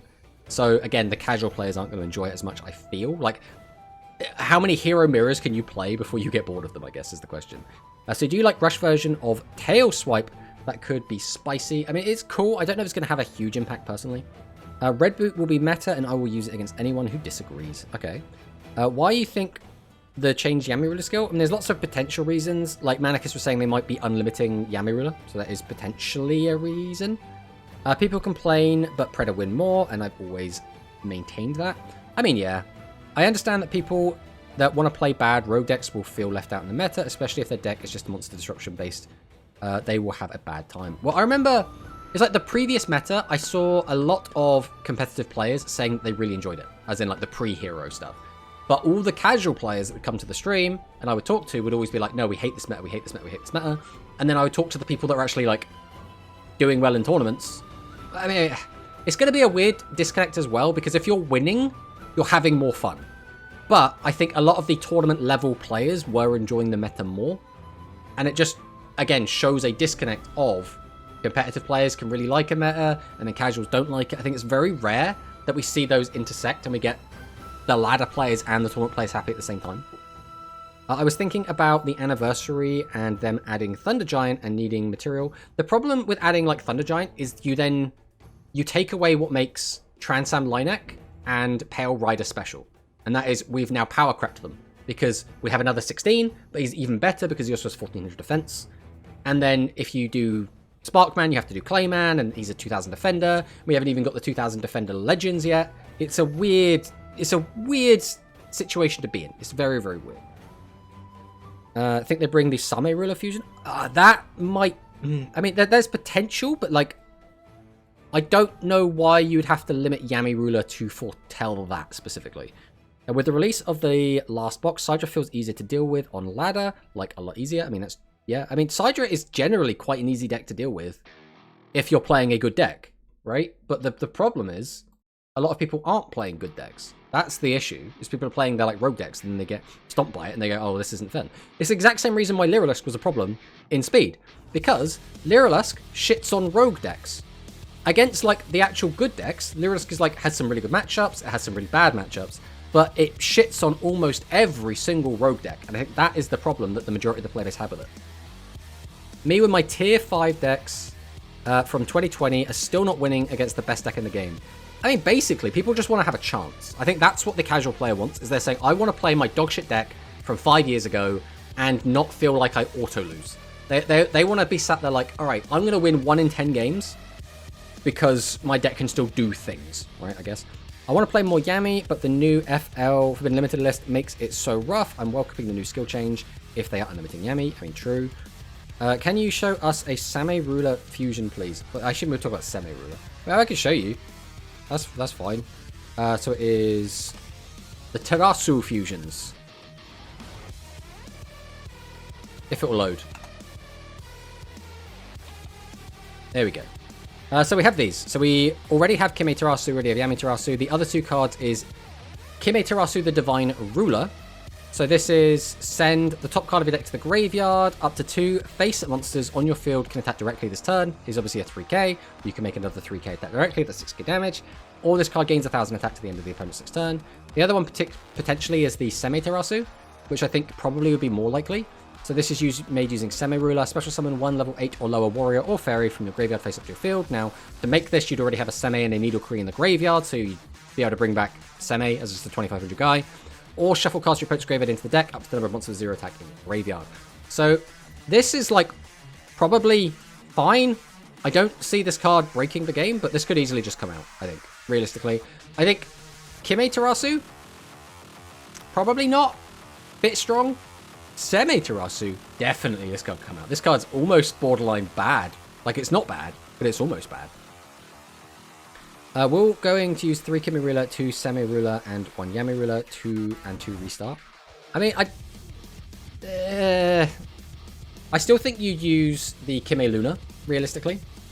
So, like, there's that. But yeah, that's basically it for the limited list. So then we had the tier list update. We want to go over this a little bit. So disclaimer, this week's tier list is not based on results, as we only recently received the new hero support. As such, nothing can really be said based on experience, just on first impression and the few games we've seen. That said, the new hero deck has not seemed to have an insane Tachyon level domination, so the deck feels beatable and not tier 0 meta like some might be claiming. Makes sense. 3 Luna, 1 Yami is fine, unless we get another fusion, then it can be. Yeah, basically. We've got heroes. I don't think we have to go like through all of these. We'll just talk like a little bit. There are 2 new cards that stand out amongst the hero support, Crosskeeper and Rainbow Neos. Now heroes can draw a lot of cards with Liquid Soldier and Crosskeeper and dig for the text they need. And they have Neos Fusion to use at the end of the combo to secure the win after all the interruptions have been forced. The nature of this deck is a double-edged sword. The fact that you can potentially draw into any tech card makes it extremely hard to draw with consistently. But the fact that it can also draw into nothing to protect you makes it not reliable enough to be considered tier 0. So what is there to say? Dragonic Contract is a broken skill, has gained even more support and pushed it to Soul tier 1. With not many events posted post-structure, it'll be interesting to see if it dominates the meta once it's settled. But again, the big tournaments that we've seen so far, we had what, Grand's tournament had Birds win. We had... I mean, I don't know if any of these are post, but I think it was this one. Was Birds winning, right? It was Birds and Birds in the final. Bird Mirror in the final. Now, to be fair, Communism did make it to top 4 with the heroes. And Varo did also get top 4 with the heroes, but they both lost to Birds. So, there's at least something, right? Although it's only been 1 to 2 days since the release of the Hero Structure deck, we're already seeing some trends in deck building. Some players have chosen to include Mystical Space Typhoon, just got a new skill, as a way to destroy opponent's back row, which can be particularly useful in the mirror match to snipe the opponent's super polymerization. Forbidden Droplet has also seen some experimentation, as sending a spell card prevents your opponent from chaining super polymerization to it. Additionally, some players have opted to include Lord of the Heavenly Prison in their builds. This card prevents your face deck cards to be destroyed by card effects stopping MST, and Element Hero Stratos from clearing your back row, and Dark Hole from destroying your face down monsters. So, you know. 1 hero player straight bricked game 3 against Birds. I mean, that's going to happen though, right? That'll happen to any deck. Any deck can just brick. I mean, saying that. No, I think any deck can brick. Right? You could just draw like 4 traps or 4 spells that don't search. And your skill, like some skills required like have a monster already. I think most decks can brick. So Predaplant's coming down, which is pretty cool. Again, I don't want to go like over all of this too much, but like, yeah, Predaplant coming down is interesting. Dragon Maid staying where it is. Ghost Trick has been brought back down to tier 3. Very interesting. Now it's here with Shadow. Star Seraph has also been brought down. Also, did you see the Delirium Prize playmat? Yes, I did. I thought it looked really cool. So Birds best deck. I mean, Birds... Again, it's too early to say anything concrete. What we can say is we did have a tournament recently where 2 different heroes both lost to Birds in a best of 3. That is the information we have. Whether or not people can take that and say like, oh, Birds best deck, Birds auto counter heroes, a little bit too early, but potential. That is at least something to keep an eye on, right? How is Sky Striker still tier 3 at this time? I don't know. Sky Striker is that deck that just seems to always be there. Like, it's never gone. But, like... Actually, let's see what Sophion's saying here. The Dragon Maids are in a weird spot. They have arguably unmatched grind game against and advantage generation, but need time to set up. That being said, heroes being able to generate all that advantage on their first turn by clicking the yellow button is generally just too much to handle for Dragon Maid. While they do well into the slower decks of the meta, like Shadow and Ghost Trick, but have an awful Hero Lyrillus matchup and middling Predaplant matchup make it hard to justify anything higher than tier 3. By the way, I did not realize how free the Ghost Trick matchup was with Dragon Maid. Like, I played this in the tournament that I topped, and I swear I made like 8 mistakes. I did like so much wrong, but the Ghost Trick player, who was Gozu, just could not do anything. Like, I felt like I was literally tripping over myself into the win 2-0 against Gozu playing Ghost Trick. I did not understand this matchup. This was like my first real game against Ghost Trick, and I just managed to like stumble into a 2-0, like accidentally, just because I guess Dragon Maid's matchup into Ghost Trick is just that good. Either that or I'm just the luckiest person on the planet. Both of our games was 2-1, so it's not a complete counter, and that's absolutely fair. I'm surprised Tri Brigade isn't on the list yet, especially with Underworld Goddess and Rescue Cat release. The deck can't go second is the main reason. Underworld Goddess literally does nothing in Duel Links. I would say it doesn't do anything impactful, right? It doesn't do anything relevant, but it still like does things. It's just not worth doing those things, I think, is the general consensus. It's really bad going second with the techs. Like, Rescue Cat is good and all, but it doesn't fix the deck's issues. True. Is there any other interesting comments here? Sky Striker can OTK heroes, most of the time going second, but they are pretty vulnerable to the OTK themselves if they're forced to go first. On top of that, Sky Striker is quite weak into Predaplants and really bad into Lyrilusk. An interesting option being ran is White Princess as an additional deterrent to heroes. We'll see if this actually the answer to heroes or if it ends up not being worth playing with its matchup spread. Okay. Oh, and then Jay has to see his Infernobles go. Well, Konami decided to hit both equipped spells Infernobles were using to limit 1. I will say, even though Infernoble Knight was already in Struggle Street a little bit, Graal is still a toxic card, and I don't like it. That might be an unpopular opinion. I don't like Gravity X Graal, so I am fine with Graal getting hit specifically. In preparation for future release, the deck wasn't having much of a representation lately, and between Predaplant, Hydra, and Super Poly, and now limits on its power equips, it's completely fallen off the tier list. Only new support could help it climb back at this point. New support, like a new Gemini skill. Let's go, baby. All the way to the top. There's no way you beat Gozu legit. He let you win for real, for real. Do you want to know something really funny, right? So I have played in 4 total speed tournaments since the release of Rush, right? So since Rush came out, I've played in a grand total of 4 tournaments. 2 of those tournaments, I beat Gozu. So I don't know what it is. I am the speed Gozu kryptonite, but I have beaten Gozu twice in speed tournaments, and I could not tell you how. It just unfolded that way, which is very silly. It's very, very silly, but that is just how it lands sometimes. Did I deserve those wins? Almost certainly not. But we got them. Underworld is the counter to the Lyrilusk that can't be targeted, and does it protect from...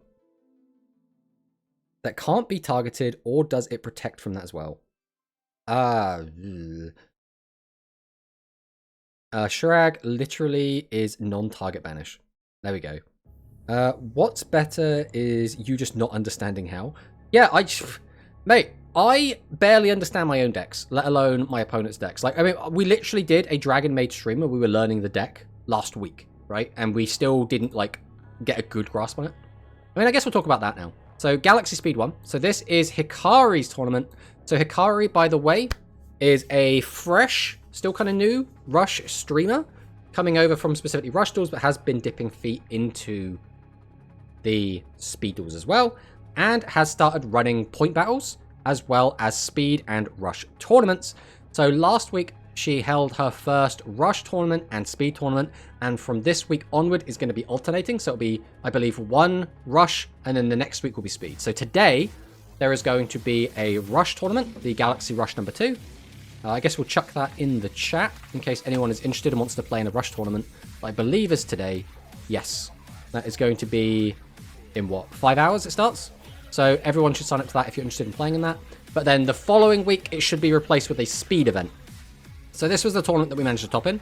So the winner was Birds by MFMJ, who is, you know, generally does quite well in speed tournaments. So, you know. Then we had second place Jasper. Jasper is the person that beat us. He absolutely destroyed me. 2-0, no problem. So then no, it's me, it's tomato sauce. But so what actually ended up happening in this game was we activated our skill. We sent, I think it was Parla to the grave. We added Nurse. We summoned Nurse, and he Veilered. And then we couldn't really do anything else. I think we set like a tidying and passed because like we didn't have anything else. Then on his turn, he does his combo. I interrupted at the wrong place, but I don't think it mattered anyway because he had like everything in hand he needed anyway. He did full combo and absolutely killed us. Then the game after, we went second, and we drew into our downtime. So we couldn't use the skill to plus. We just had to use the skill to just get it on the field. And again, he just had what he needed. I think he had Cosmic and Droplet, and he just absolutely destroyed us. Not even close. We didn't even really get to play the game. We didn't actually manage to summon any of our fusion monsters. We didn't get to go into the extra deck at all during either of those games. But it was still fun, right? It wasn't like, it was a bit sad, but like it is what it is, right?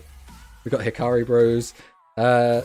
Thanks for that. Sure. Grand said he might do Rush again this week because of the box. I mean, that would be cool. We'll have to see. Again, this isn't going to be like a high impact box. So basically what happened was everything possible went bad. I mean, to be fair, you could make the argument that the only reason I won the games up to this is because everything possible went right? So the game before this was the Gozu game where, again, he was playing Ghost Trick. We always had what we needed, right? Like we got out the Shio, we got out the house, we could then just get out one of our big guys. We were like really struggling at some points to get through, but like it really did feel like we couldn't have, I feel like I couldn't have clicked the buttons in any way that lost me the game, right? Other than just like passing and doing nothing, I really felt like the Ghost Trick matchup was so one-sided towards me that like it was just free. Like it was a longish game, but like it was fine. And then the game before that, so again, that was our game that we played in top 8 to get to top 4. Our top 16 game, we played against Borrowlink. And again, it was a really weird series of games where it felt like he ran out of resources and then just created more. And against the Borrowlink player as well, both games, he had Forbidden Droplet MST. So I had to play through like Droplet MST both times, which was like a pain. But like, you know, it is what it is. We did manage to win it, so it is what it is. I'm going to play Dragoonity this meta. Are you going to play pure Dragoonity, though, is the question. That is always the question. Because pure Dragoonity is cool. But, like, I have seen some people play the Dragoonity Maids, but playing, like, just Chamber, like, a copy of Tidying, like, a single copy of Changeover, and then just, like, Shio House, and that's it. Like, a really, really small, like, Dragon Mage package. But yeah, like I said, we somehow accidentally stumbled into topping an event, which was kind of cool. So again, we still have that Rush tournament that's going on today. What time is it? We don't... Do we want to play some right now? I suppose we'll talk about a couple of other little things before we, like, decide that. The new box isn't amazing, but still upgrades the deck. Speaking of, in Tag, Soyuamu using a level 4 that would make Bluetooth amazing. If we're talking about the Lightwave, yeah, Lightwave is incredible. We've been waiting for that card this whole time. In my opinion, Boral going second just should be able to massacre heroes and also the Spiral Dragon deck. Going first versus heroes is a lot harder. Can I show you my replay? I mean, when we get to it, yes, but we're not quite there just yet. Machine Pile Rising. I mean, machines are cool. Machines are... Like, the Machine Pile deck, I think, is very fun. I think it's one of the more fun decks at the moment. So one other thing I did want to talk about is we do have the 3rd episode of The King of Games, which is, like, Simo's... Like, if we mute this. This is the, like, content creator, like, game showy type thing, which is kind of cool. Like, obviously, we have these players that are still in it. if anyone hasn't watched this and is into this sort of thing, like Yu-Gi-Oh content creators playing like a game show format, it's based on Survivor or Galanor Games, if anyone's seen that. It's really fun. I love this shit. This is like, I've been waiting for this to exist for so long, and now it exists. I absolutely adore it. But it helps that I know all the content creators in it, right? But I really like watching this. This is like one of my favorite things to watch on YouTube at the moment. I'm a dragon mummy at the Maids in Speed and Red Boot and Rush. I'm saving my cog for Red Boot. Yeah, I'm doing exactly the same. Well, it'll either be Red Boot or it'll be Mirror Gear. So it'll be one of the two. If you can't, it's fine. We'll get when we're actually in Duel Links, we'll be doing that. But until then, it made 3 monsters lose attack, which would make Bluetooth effect more useful. Yes, you could also it'd be a bit weird, but you could use Mirror Gear Star to do the same thing, right? I don't understand this series. I love watching the last card standing. What's the last card standing? I don't understand this series. I love watching the last card standing. I can't tell if the last card standing is a different show or not. You have to explain that to me. I love King of Games. Sad to see the last episode. The guy I wanted to win lost. Yeah, it's obviously going to happen, right? It's a series made by Farfar. Oh, are you talking about the ban list one, where they slowly add more and more cards to the ban list as things win tournaments every week? So I used to watch that like ages ago, and then it just felt like it was never ending. I don't know if it's just me, but I can't stand Simo. Ah, I like Simo. He's a good boy. He's a bit vanilla, but he's a really good boy. Yes, the banless one. Yeah, I used to watch it a lot. I haven't watched any of it recently. This is what I like. I like the kind of the game show aspect where they're not just dueling, right? The deck creativity goes crazy. Well, it has to, right, with custom ban lists and shit.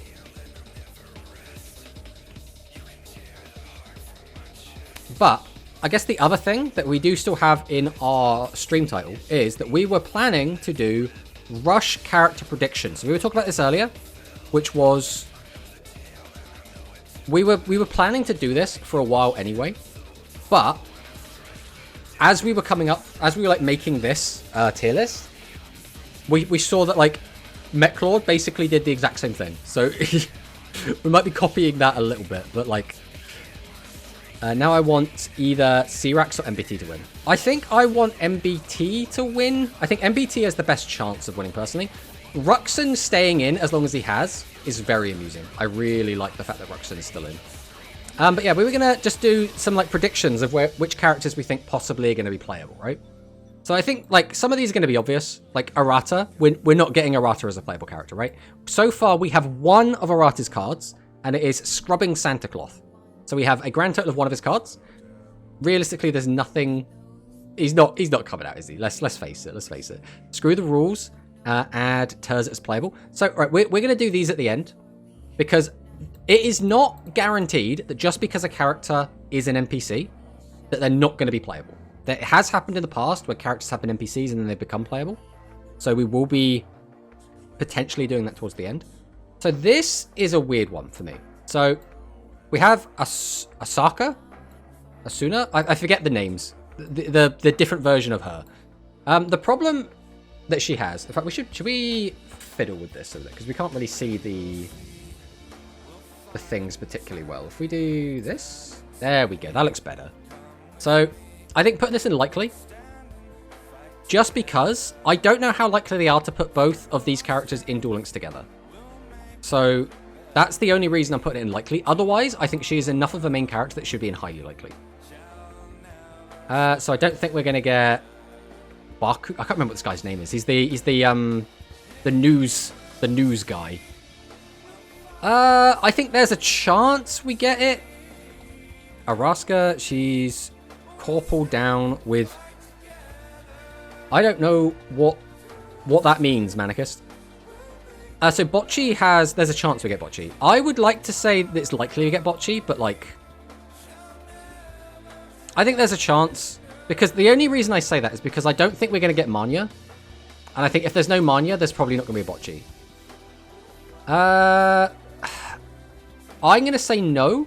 I can't remember what this guy's name is, but he's one of the Darkmen. I think we say no on Darkman because realistically, we don't need all 4 of the Darkmen. They all basically play the same deck. So I don't think we're going to see that. Then we've got... Epoch is either likely or highly likely. I think Epoch has, like, a good chance. She's clearly, like, one of the mascots of the show. Hello, Cyclone Valley. Welcome, welcome. Manabu, Rovian, Yuna, Neanderstar, Phaser Tremolo, Epoch, or Epoch, Kawaidul. For the save, yes ones, I would say. We'll get Manya, I think. She's got enough bosses. I just don't know if they'll do Manya and Mimi. Like, it feels a bit... I mean, they are still main characters. Well, we're not getting Caterpillar. We know that. We've already got his boss monster. We're not getting Trepigeon, so we'll put that there. You know, there is a chance we get Dormammu. I don't think it's likely, but I think it's definitely a chance.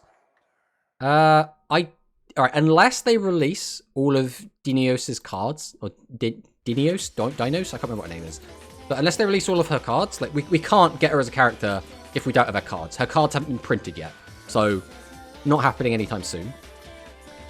I think it's unlikely we get this guy. This is the zombie duelist from where everyone becomes zombies in that one episode. It's a bit of a weird one. I still want Toons. It would be amazing.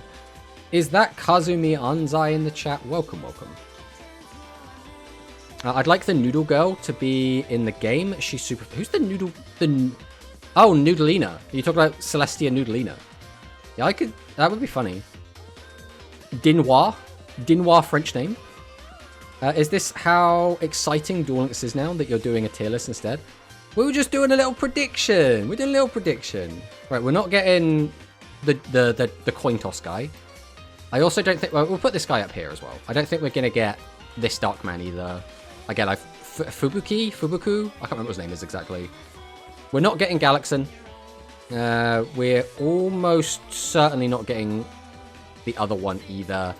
George Jersey, it hurts me. Because we need George Jersey. We need George Jersey. But we're not going to get George Jersey. It makes it very sad. At least Tiger. I mean, I would also think... I would really like to see Tiger. Or Zombie Time. New Chronicle Effects, let's go. I think if we get any of the Dark Empire duelists, it will be Dark Meister, none of the small ones. I think if we do get a smaller one, I think it would make sense to give us the blue guy. And we'll get to him when we get to him. We're not getting Getter. He's the Thunder Beetle guy. We're not getting him. Princess G. I don't think we'll get her as a standalone character, but we could potentially get her as a skin for Roman if we get skins. I don't like rule that out. I think that's the only way we get that. We need the cat alien that has the power voice actor. Yes. It would be absolutely amazing to get Neanderstar as a character. We're not getting... What's this guy's name? It's like Camper or something. I can't remember what his name is, but he's one of the 2 dinosaur players. And as we know, Konami hates dinosaurs, so we're not going to get dinosaur skills, and we're not going to get dinosaur duelists. Thank you for the follow, Superior. Welcome, welcome. Swirly. Now... I'm going to put Swirly in... We're going to put Swirly in, there's a chance. I think we might get Swirly, but like I think it would be attached to Go Hyuga, and we'd have to get Go Hyuga first, right? Nah, but cards looking like it. We need skins so much. Yeah, I really want it. Give me Swirly. They love dinos in Rush more than Speed, not going to lie. At least they've data mined lots of dinos in Speed. We've got like not much going on in Rush. Even we just had brand new dinosaur cards come out in the OCG of Rush, and they're kind of mid, which is a bit sad. Right, Tiger. I think Tiger is highly likely. I think she is the only character that's like not an antagonist that probably has the most likelihood of actually being a playable character. And we haven't got any of her cards yet. We got like Music Princess Recital as like it. So like... Yep, Otis. I think Otis is likely. I don't know. The only problem with Otis is his deck is just kind of Yuga's deck again. So I don't know what individual cards they could give us. I think if they gave us Otis as playable, it would be in the sense of they just kind of give him random extra cards to give us. In the same way that like a lot of the Dark Side of Dimensions characters just have like random shit. Like they gave the Constellas to one of them. Scud's cards are all just completely random, right? That sort of thing. We're not getting this guy. I can't remember what his name is. He was in one episode where he played a rock deck, and his whole thing was like balancing levels and stuff, and none of his cards have been printed yet. In fact, that might be a lie. We might have one of his cards printed, but we have barely any of his cards printed. And if he doesn't have a deck, we can't use them. Are these Rush Duelists? Yes, these are Rush Duelists. I think they could either go Rush or Dark Sevens to make them a Legend Duelist, and maybe with the Legend Archetype combined. Potentially, there is definitely some stuff there, because again, he does use all the Legend stuff beforehand, right? Isn't Otis the messenger for events, basically brings Tour Guide? So he's kind of the Kaiba, right? So Kaiba does the KC Cup, right? He's the like announcer and everything. Or at least he is for like some of it. He's kind of that for Rush. We're not getting Janko. We've already got his Ace Monster. There's no reason for him. Kai, I'm going to say there's a chance we get Kaizo. It's not going to be a particularly big chance, but there is a slim chance we get Kaizo. We haven't got any of his boss monsters yet. We've gotten like one of his cards, which is Worker Warrior. So like, he looks like a young Mako. He does, actually. That's a very good shout. Very good shout. He's like a caveman is this thing. Or he's meant to be like a modern day caveman or something. We have Khan. Khan is another dinosaur player. This is the guy that uses Super King Rex, and this is the guy that uses the Maximum Dynamix. So, Good Yosh. Yeah, Good Yosh is going to be... Well, Good Yosh is already here, already in NPC. Just because we have a Duelist Ace doesn't mean they aren't coming. We got Axel with having his Ace years ago. Alright, allow me to elaborate then. Janko was in like one episode... I think he duels one time ever. His deck is Ants. Most of the Ant cards are coming from basically ranked rewards. So then we're not really getting any of them in an appropriate way. He was never really a main character. He was a very small part of the show. So realistically, he's not going to be doing much of anything. Quaidel. Highly likely. I think Quaidel is a major antagonist. I think it would be weird to not have major antagonists as main characters. Seat Bastion, I think, is likely. I don't want to put him in highly likely, because we have already seen him in the Nail event, so we've seen what he looks like as a playable character, like, in that regard.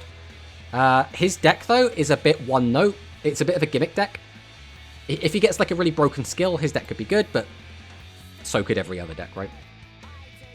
London. London is... There's a chance. I don't think there's a great chance we get him. He's only been in a couple of duels. He plays a Dark Fairy deck.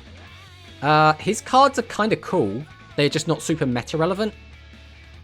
I could see him being like somewhat okay in Duel Links, but I don't think he's going to be a playable character. But again, there is a chance. Then we have Maddox, and I think it's very obvious we're going to be getting him as a playable character. He's one of the actual main characters. Now, obviously, you know, Manabu is the Japanese name. He's been translated to Maddox, which sounds a bit weird, but that is just the world we live in. And then, I really want Fish Guy. What's his name? Sogetsu Maguto, I think his name is. He is so funny. He is one of the most funny characters in Yu-Gi-Oh's history. And his deck is awesome. It's so good. Let him be playable, Konami. Give us the fish. Give us the fish. Until we get Gear World, Good Yosh is possible. I mean, there's always a chance, right? So let me get Manya. Again, I'm putting Manya in there's a chance. But it's basically just Mimi 2. It's just another Mimi, right? It's basically meant to be like Mimi's ancestor. She has a very similar deck. A lot of her cards we already have access to. We're just missing a lot of her boss monsters, really. Again, there's a chance, but I don't think it's a super, super high chance. Then we get another Noodle Boy. Realistically, if we're not getting Sabu Ramen, we're not getting this ramen guy. So this guy, again, had like one duel. He was in like one episode very early on, and none of his cards have been printed. If his cards don't exist, he's probably not going to be playable. Neanderstar, I think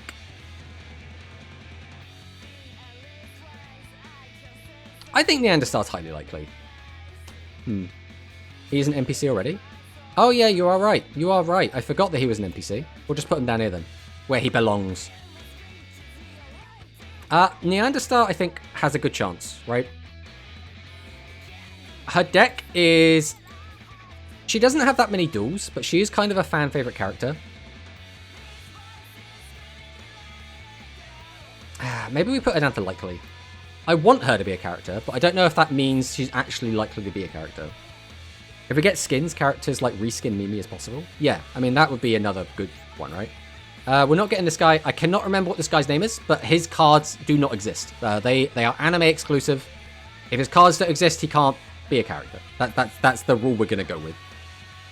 We aren't having a literal cat as a character. So this character is an alien that has a cat form and a human form. So this is just the image of her cat form, but she does have a human form as well.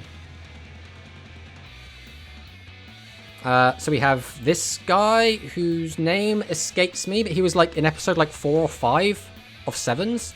And he basically is the other fish guy. But if we're going to get a fish guy, it will be the Sogetsu. It's not going to be this guy. This guy used like Big Bluefin, and like that's it. But this guy also uses Big Bluefin, so if we're going to give the fish cards to someone, we might as well give them to the more important character. Nanahoshi, I think that's her name, is again not going to be playable. We have like barely any of her cards. We don't have any of her bosses printed yet. Very unlikely we're going to see her.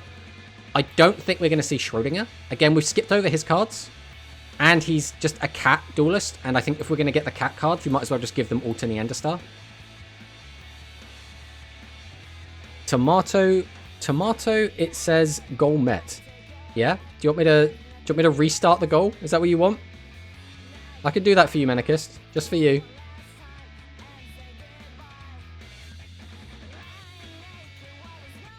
There you go. Bam, look at that. Another 10. We don't really have... What we should probably do, really, is come up with, like, objectives with the goals. That's what we should probably do. Where were we? We were just talking about Schrodinger. Schrodinger's cat deck is garbage, and we don't have any of his cards yet, so... Realistically, we're not getting Nick. Nick plays a Fire Beast deck.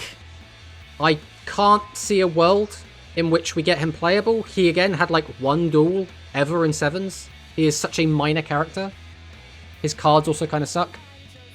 Then there's this guy from Go Rush, who oh god, his deck was like Dark Fiends, but I don't think he even had like a real boss monster. He was a very weird, like, minor character. Realistically, we're not going to get this. I can't even remember what her name is. What is her name? Because there's 5 of them. We are also in an ad break as well. Lukeman probably a skin. Hikari did cosplay sub-goals, and she met them in 2 day. Just keep it in mind. It's one of those things where I don't really like the idea of incentivizing people to give cash. I like the idea that people support me because they can, and they just want to. But I can understand, like, incentives as well, right? People like girls doing cosplays. Hey, I could do cosplay. You know, let's not rule anything out yet. Yeah, Pluggy Fish Girl, unfortunately, again, we have all of her bosses. We have pretty much all of the cards that she ever plays. Very unlikely we're going to get her as a playable. We'll wait to do the next one. Like, we'll put a few more of these in, because, like, some of these ones that are not going to be characters is basically fine. We're not getting you. We're not going to get you. We're not... I think you're an NPC. I can't remember. Phaser. We're going to wait until the ad break finishes before we bring Phaser in. Because there'll be some people that can't see it. Is there anyone else that's, like, super irrelevant? I don't think you matter. Put you in here, but we'll put you up with your friends. Okay. Ad break is Jova. Are you cosplaying as a girl doing a cosplay as a man? I mean, I could do that. I don't know what the actual benefit would be of doing that, but that is a possibility. Sushi Girl. Alright, well, we're going to do Phaser. Phaser is highly likely. Probably here-ish. I think Phaser makes a lot of sense. He basically reintroduces maximums into Go Rush, so into the anime in general. Tomorrow, I think we could get the Cyberspice one. So the issue is there's 2 Cyberspice, and the Cyberspice main one is this girl down here. This is the guy CPU rather than like the female one. So this guy plays the Sea Serpent maximums, all but one of them. He was an antagonist for an entire arc. He's very much a fan favorite. His deck was fan favorite, and his deck's very strong. I think it would be very, very strange if we didn't get him as a character. Then... Right, there's a chance we get her. Again, I can't remember what her name is. But she is the leader of Manabu's organization. What are they even called? The MIK? Leader of the MIK. She plays normal plants, which is just kind of worse plants. I don't think we'd get her. But like, eh.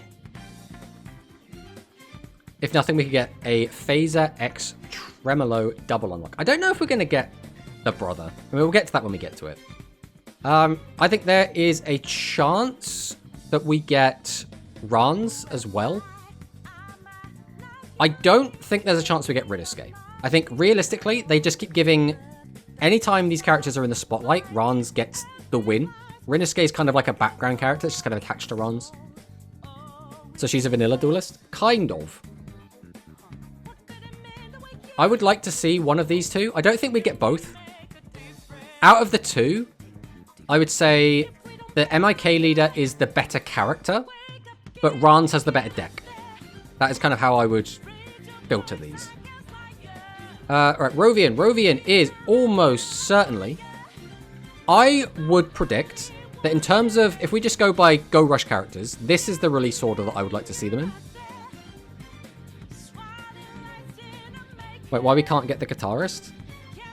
What, the this one? The Princess G? We can't get... Oh, well, I mean, we could get Princess G, but she's only got, like, one boss monster.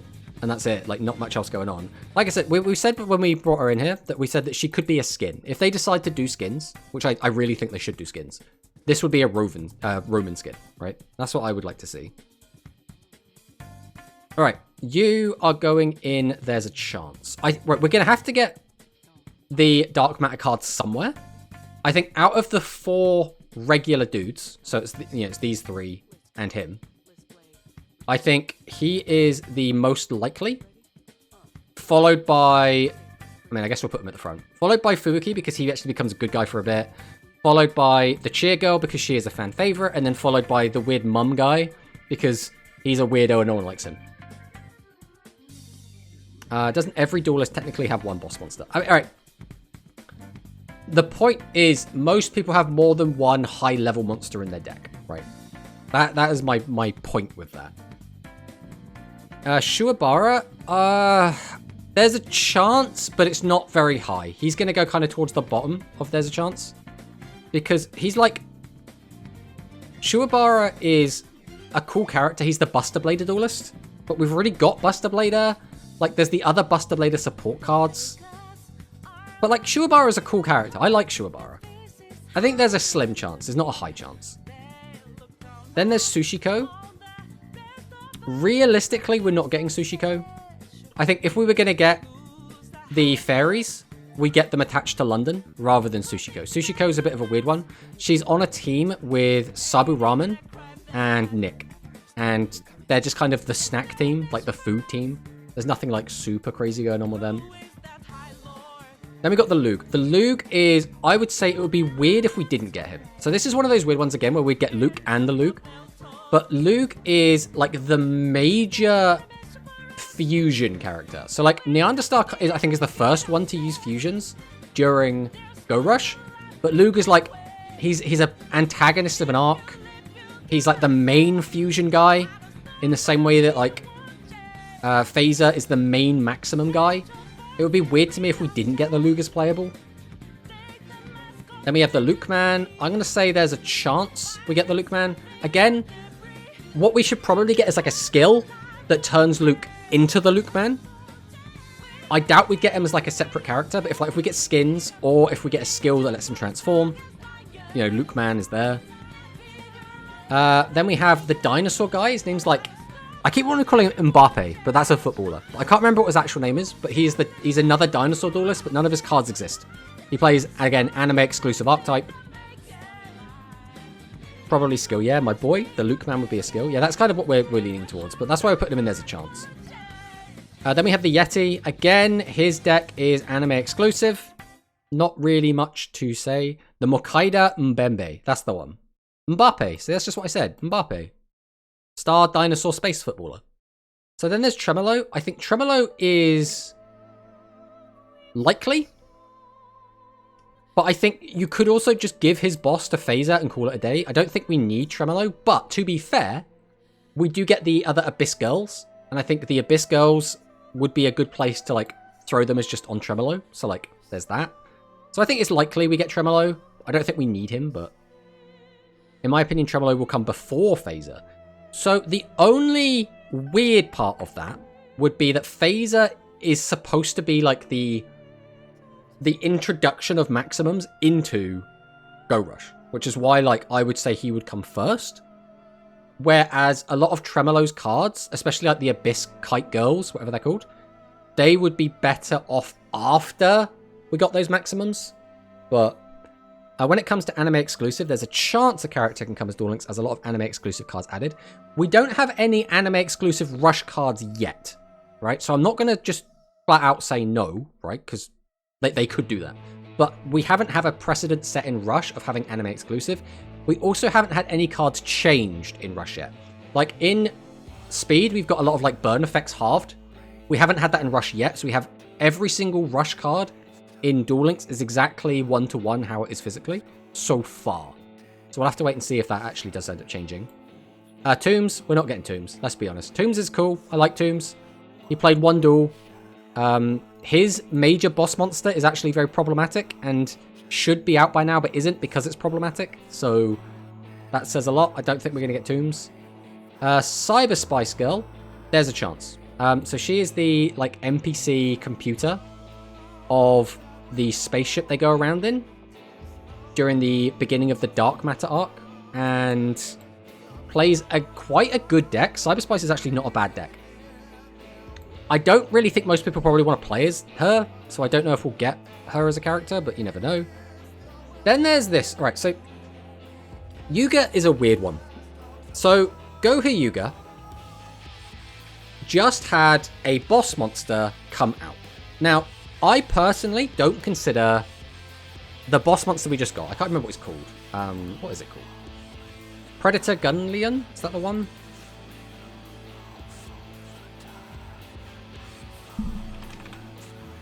This one. I don't Ganleon. Predator Ganleon, I do not consider his main boss monster. I've always considered Exorcist Kaiserleon his actual boss monster. Now, some people go back and forth as to which one is actually his boss. I've always considered Kaiserleon the boss. I think this card would come out as a UR. This is only coming out as an SR. I think you could still just release Goha Yuga and give him this as his major card that is his voice lines for everything. Yeah, I think the one that uses Graveyard Amount as his boss. That's my personal opinion. Are there any potato cards in Rush Duel? I don't think so. There's like... There was an anime exclusive archetype that was more food focused, but I don't think it was potatoes. But I still think there's a good chance we get him as a character. I think it makes sense. Again, he is the major antagonist of an arc. He's also the other half of Swirly. So, like, if Swirly comes in, then, you know, we could get Swirly and then he could transform into Yuga Goha or just keep Swirly or whatever. I think it would be something they could do. No potatoes, Rush sucks. Fair, fair. So then we have... Is this Yujin? I forget all of the Goha siblings' names. I'm going to say there's a chance, but it's not a particularly high chance. Very, very, very low chance we get Yujin. So he plays Sea Serpents. I think, again, if we just need a Sea Serpent guy, we're going to get Phaser anyway. His main claim to fame is that he plays, like... He plays, what is it, Daedalus? You know, the send Umi to the graveyard, wipe the board. That's kind of all he does. Nothing particularly interesting to say about him. Uran is the emo. Yeah, Uran is this guy, right? We'll do Uran now, quick. No, Uran's not being playable. Uran's ace monster is Millennium Shield, and he wins using Sword and Shield and Shield and Sword. He has one duel.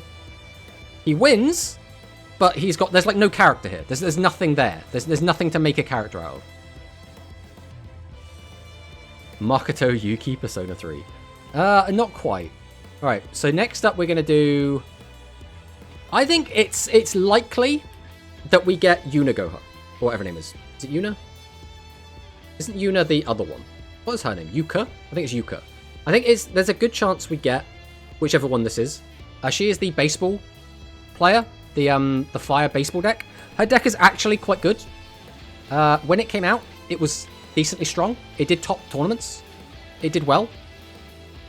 Realistically, could be a character. She's had at least 2 duels, and her deck is very fun. It is a gimmick, like, retrain of Yuma's deck with, like, the Gagagas, the Dododos, the Onomatopoeias, and Utopia. I think could be a character. Could be a character. He has character. He's a mummy's boy for a robot.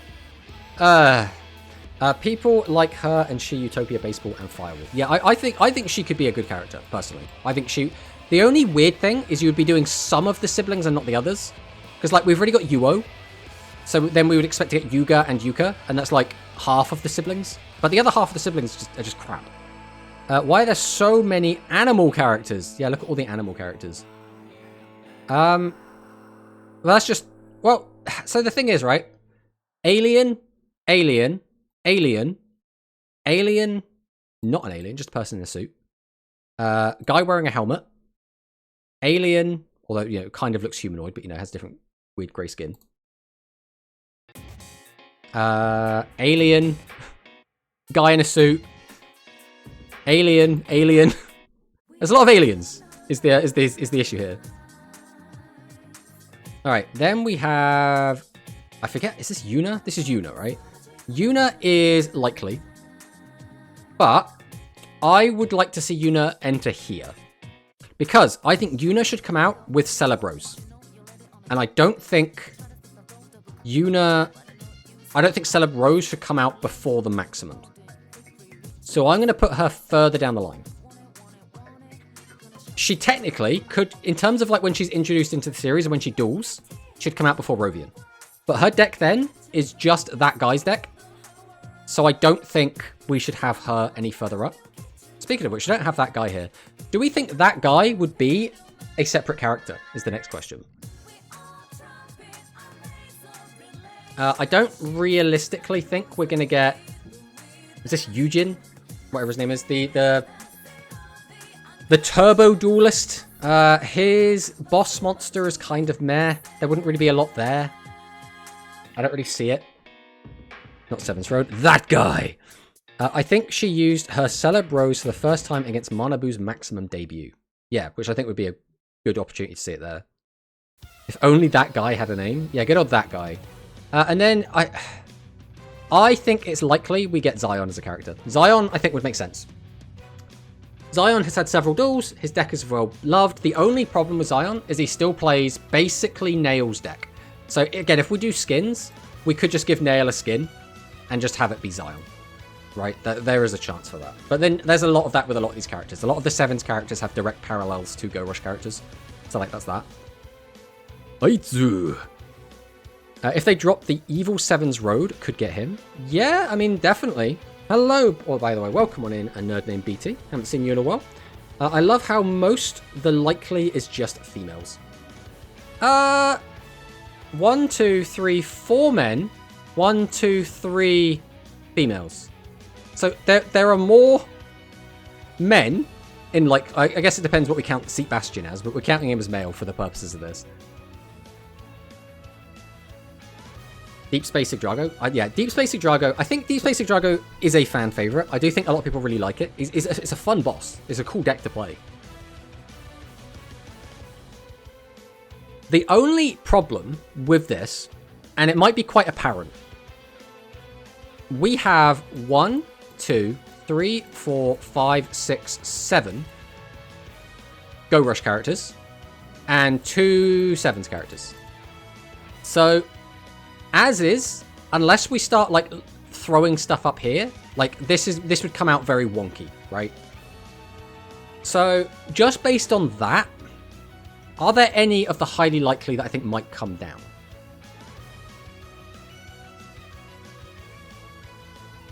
I want to see all of these characters, to be perfectly honest. I think Manabu has to come out. Right? There's no way Manabu doesn't. Rovian is a major antagonist. Her deck is important to like the game. She introduces an entire mechanic in equip spells. Well, again, you could make the argument that Yuna does, but like she's like the first major. Like it almost feels like Yuna throws an equip spell into a deck, whereas Rovian has like an equip spell deck, right? Black hair Roman Pog. Imagine a Roman Rovian meta. Could you imagine? Could you imagine? They've released Yuka for baseball since that sell very well. Yeah, I really want that. I really want the baseball to be up here, but I don't know how likely it is, right? Again, if this was my personal preference list, first off, almost all of this would move up to playable, or would move up to highly likely, right? If this was just like what I would like to see. I think it is likely that we see it. I just don't know if it's highly likely. Like realistically, everything in likely, I would expect to make it in. Right? Likely and highly likely, these are all things I would expect to see as playable characters. Problem is there aren't that many actual important 7s left. Yeah, I mean, that is the thing, right? Like, you could quite easily just say, all right, Seat Bastion should be up there, Otis should be up there, and Yuka should be up there. I think you could quite easily do that, and they could quite easily release all of those characters.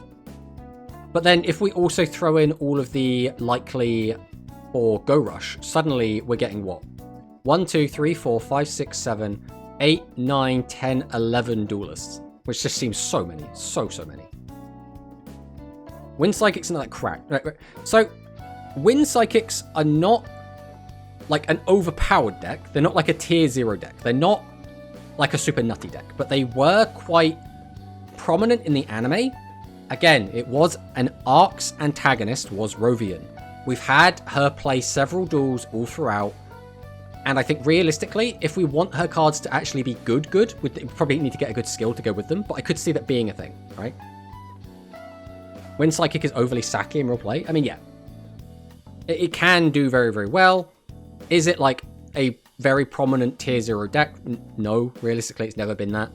But, you know, Duel Links is the land of skills, where we can make the anime characters' decks just work because we need them to.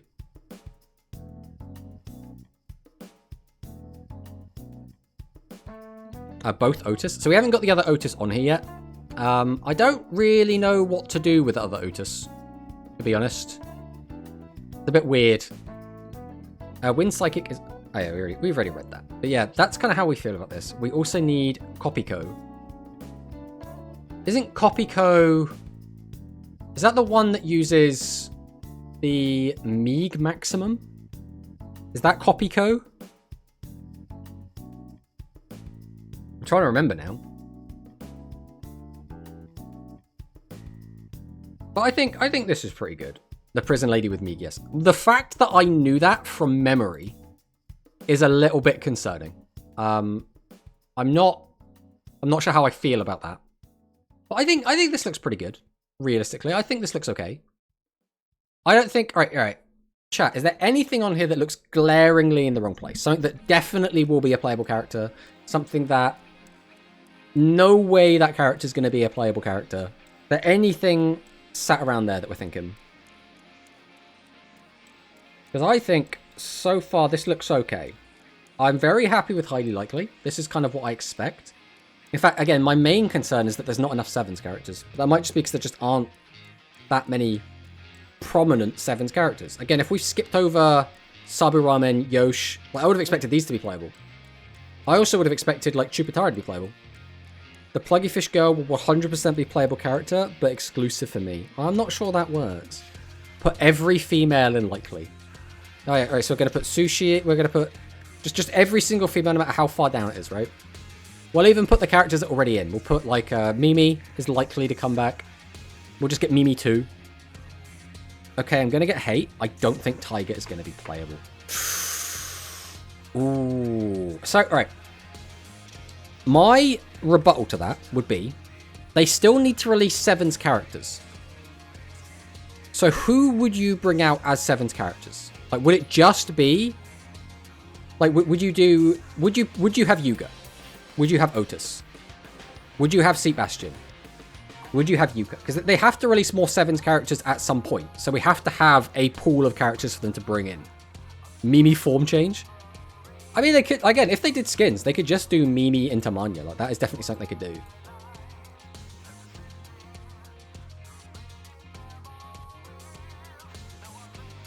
Tiger is from the Luke Man arc, and we've gotten most of the cards from the end of that arc. But we also haven't got any of her cards yet, right? We got Music Princess Recital as like the only card she plays. We haven't got any of the Music Princesses yet. We haven't got any of like, because she uses like, what's it called? Like Double Pierce or something. We haven't got like any of her stuff yet. So like, I think we could easily just get her as a playable, and they're just holding off giving her her stuff yet until then. Yeah, I think the thing that makes it big for me is that she's had lots of duels, right? Compared to like, I think compared to every other duelist from Sevens, she's dueled the most times. Well, I mean, Otis dueled what? 1, 2, 3, 4. I think Otis had 4 duels, I want to say. Tiger had, I want to say, 4 or 5. Yuka had 2. How many did Sebastian have? Sebastian had at least 2. Probably a couple more. He had at least 2.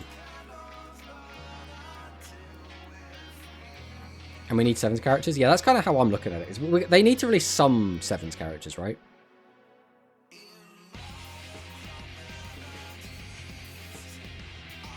Where's the person that uses secret investigators? That reptile deck, I mean. Oh, she's down here. She is an NPC at the moment.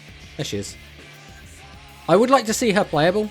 And I suppose if we were to bump some of these up, I think realistically, she would be the one to come up from like the NPC conversion. I don't think we need any of the other characters as playable, really.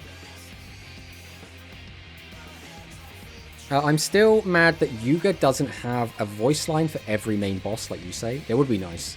Sebastian could get a skill that would Destiny draw him an Igdrago. Or could you imagine? Put Terza in highly likely. You want her in highly likely? Now, Shui, is that just because you want her? Or is that because you think she's actually highly likely to come out? That's the next question. Because if this is just the Shui likes girls list, then obviously we'd have to just move all the girls up.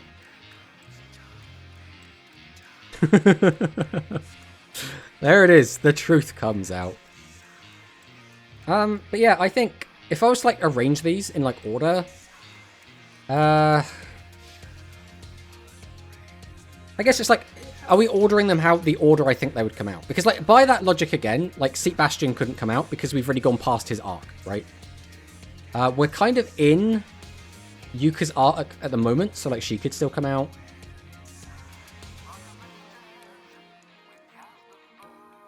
Either way, I think I'm quite happy with this. I think realistically, this is how I would expect things to unravel. I don't think we need any more than that.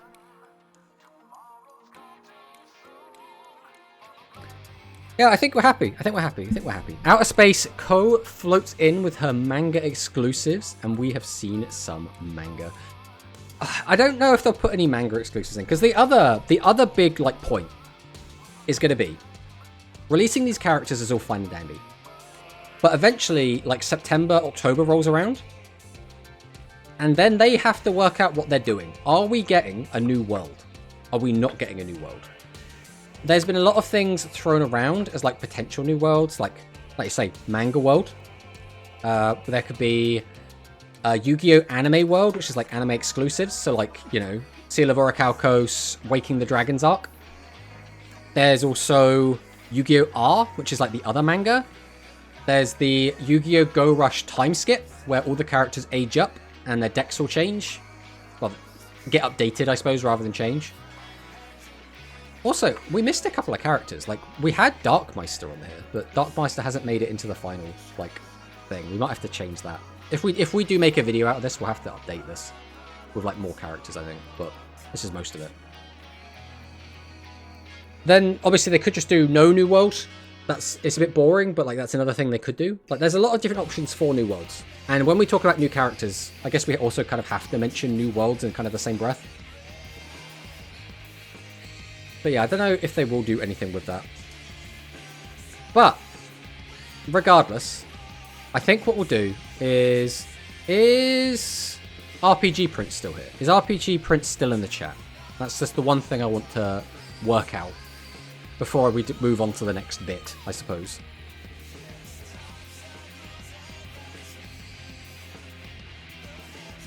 Go ahead and snooze that. Alright, assuming that RPG Prince is not here, what we are going to do is we are going to move into the ending of the stream. We didn't actually end up playing at all. We yapped too much, which is fine. I was expecting to get a little bit of dueling in, but we didn't end up. We'll play some maids on Thursday instead. That is going to be the plan. A time skip would be funny, being a DSOD. Yes, it would be quite funny. We had a good stream. We were basically just yapping. We just talked a lot. But, you know, sometimes talking a lot is the fun part of the stream. A lot of interaction. A lot of just hanging out. Just chatting. Just vibing. That's just some of what we do sometimes. Don't forget, Galaxy Rush number 2. I'll link it again in chat. Galaxy Rush number 2. Rush tournament. Hikari's second Rush tournament. We want to get the numbers up. We don't want the Rush numbers to go down because it will disincentivize people making the tournament. So we always want to have a lot of attendance at these things. So, we will be back again on Thursday. I believe we will be playing maids on speed. There should be less to yap about, so it should just be mostly playing. Mostly playing on Thursday. That is going to be the plan. We have also been working on another project. The first project we were working on was the... What is it even called? We've been working on the history of Rush Duel Links. That's the first project we've been working on. We've been having a lot of fun on it. We have been working on another project. It will be a bit more community involvement type of project. So look forward to that eventually, when we do eventually get through to that. But thank you so much for watching. And I'll see you next time.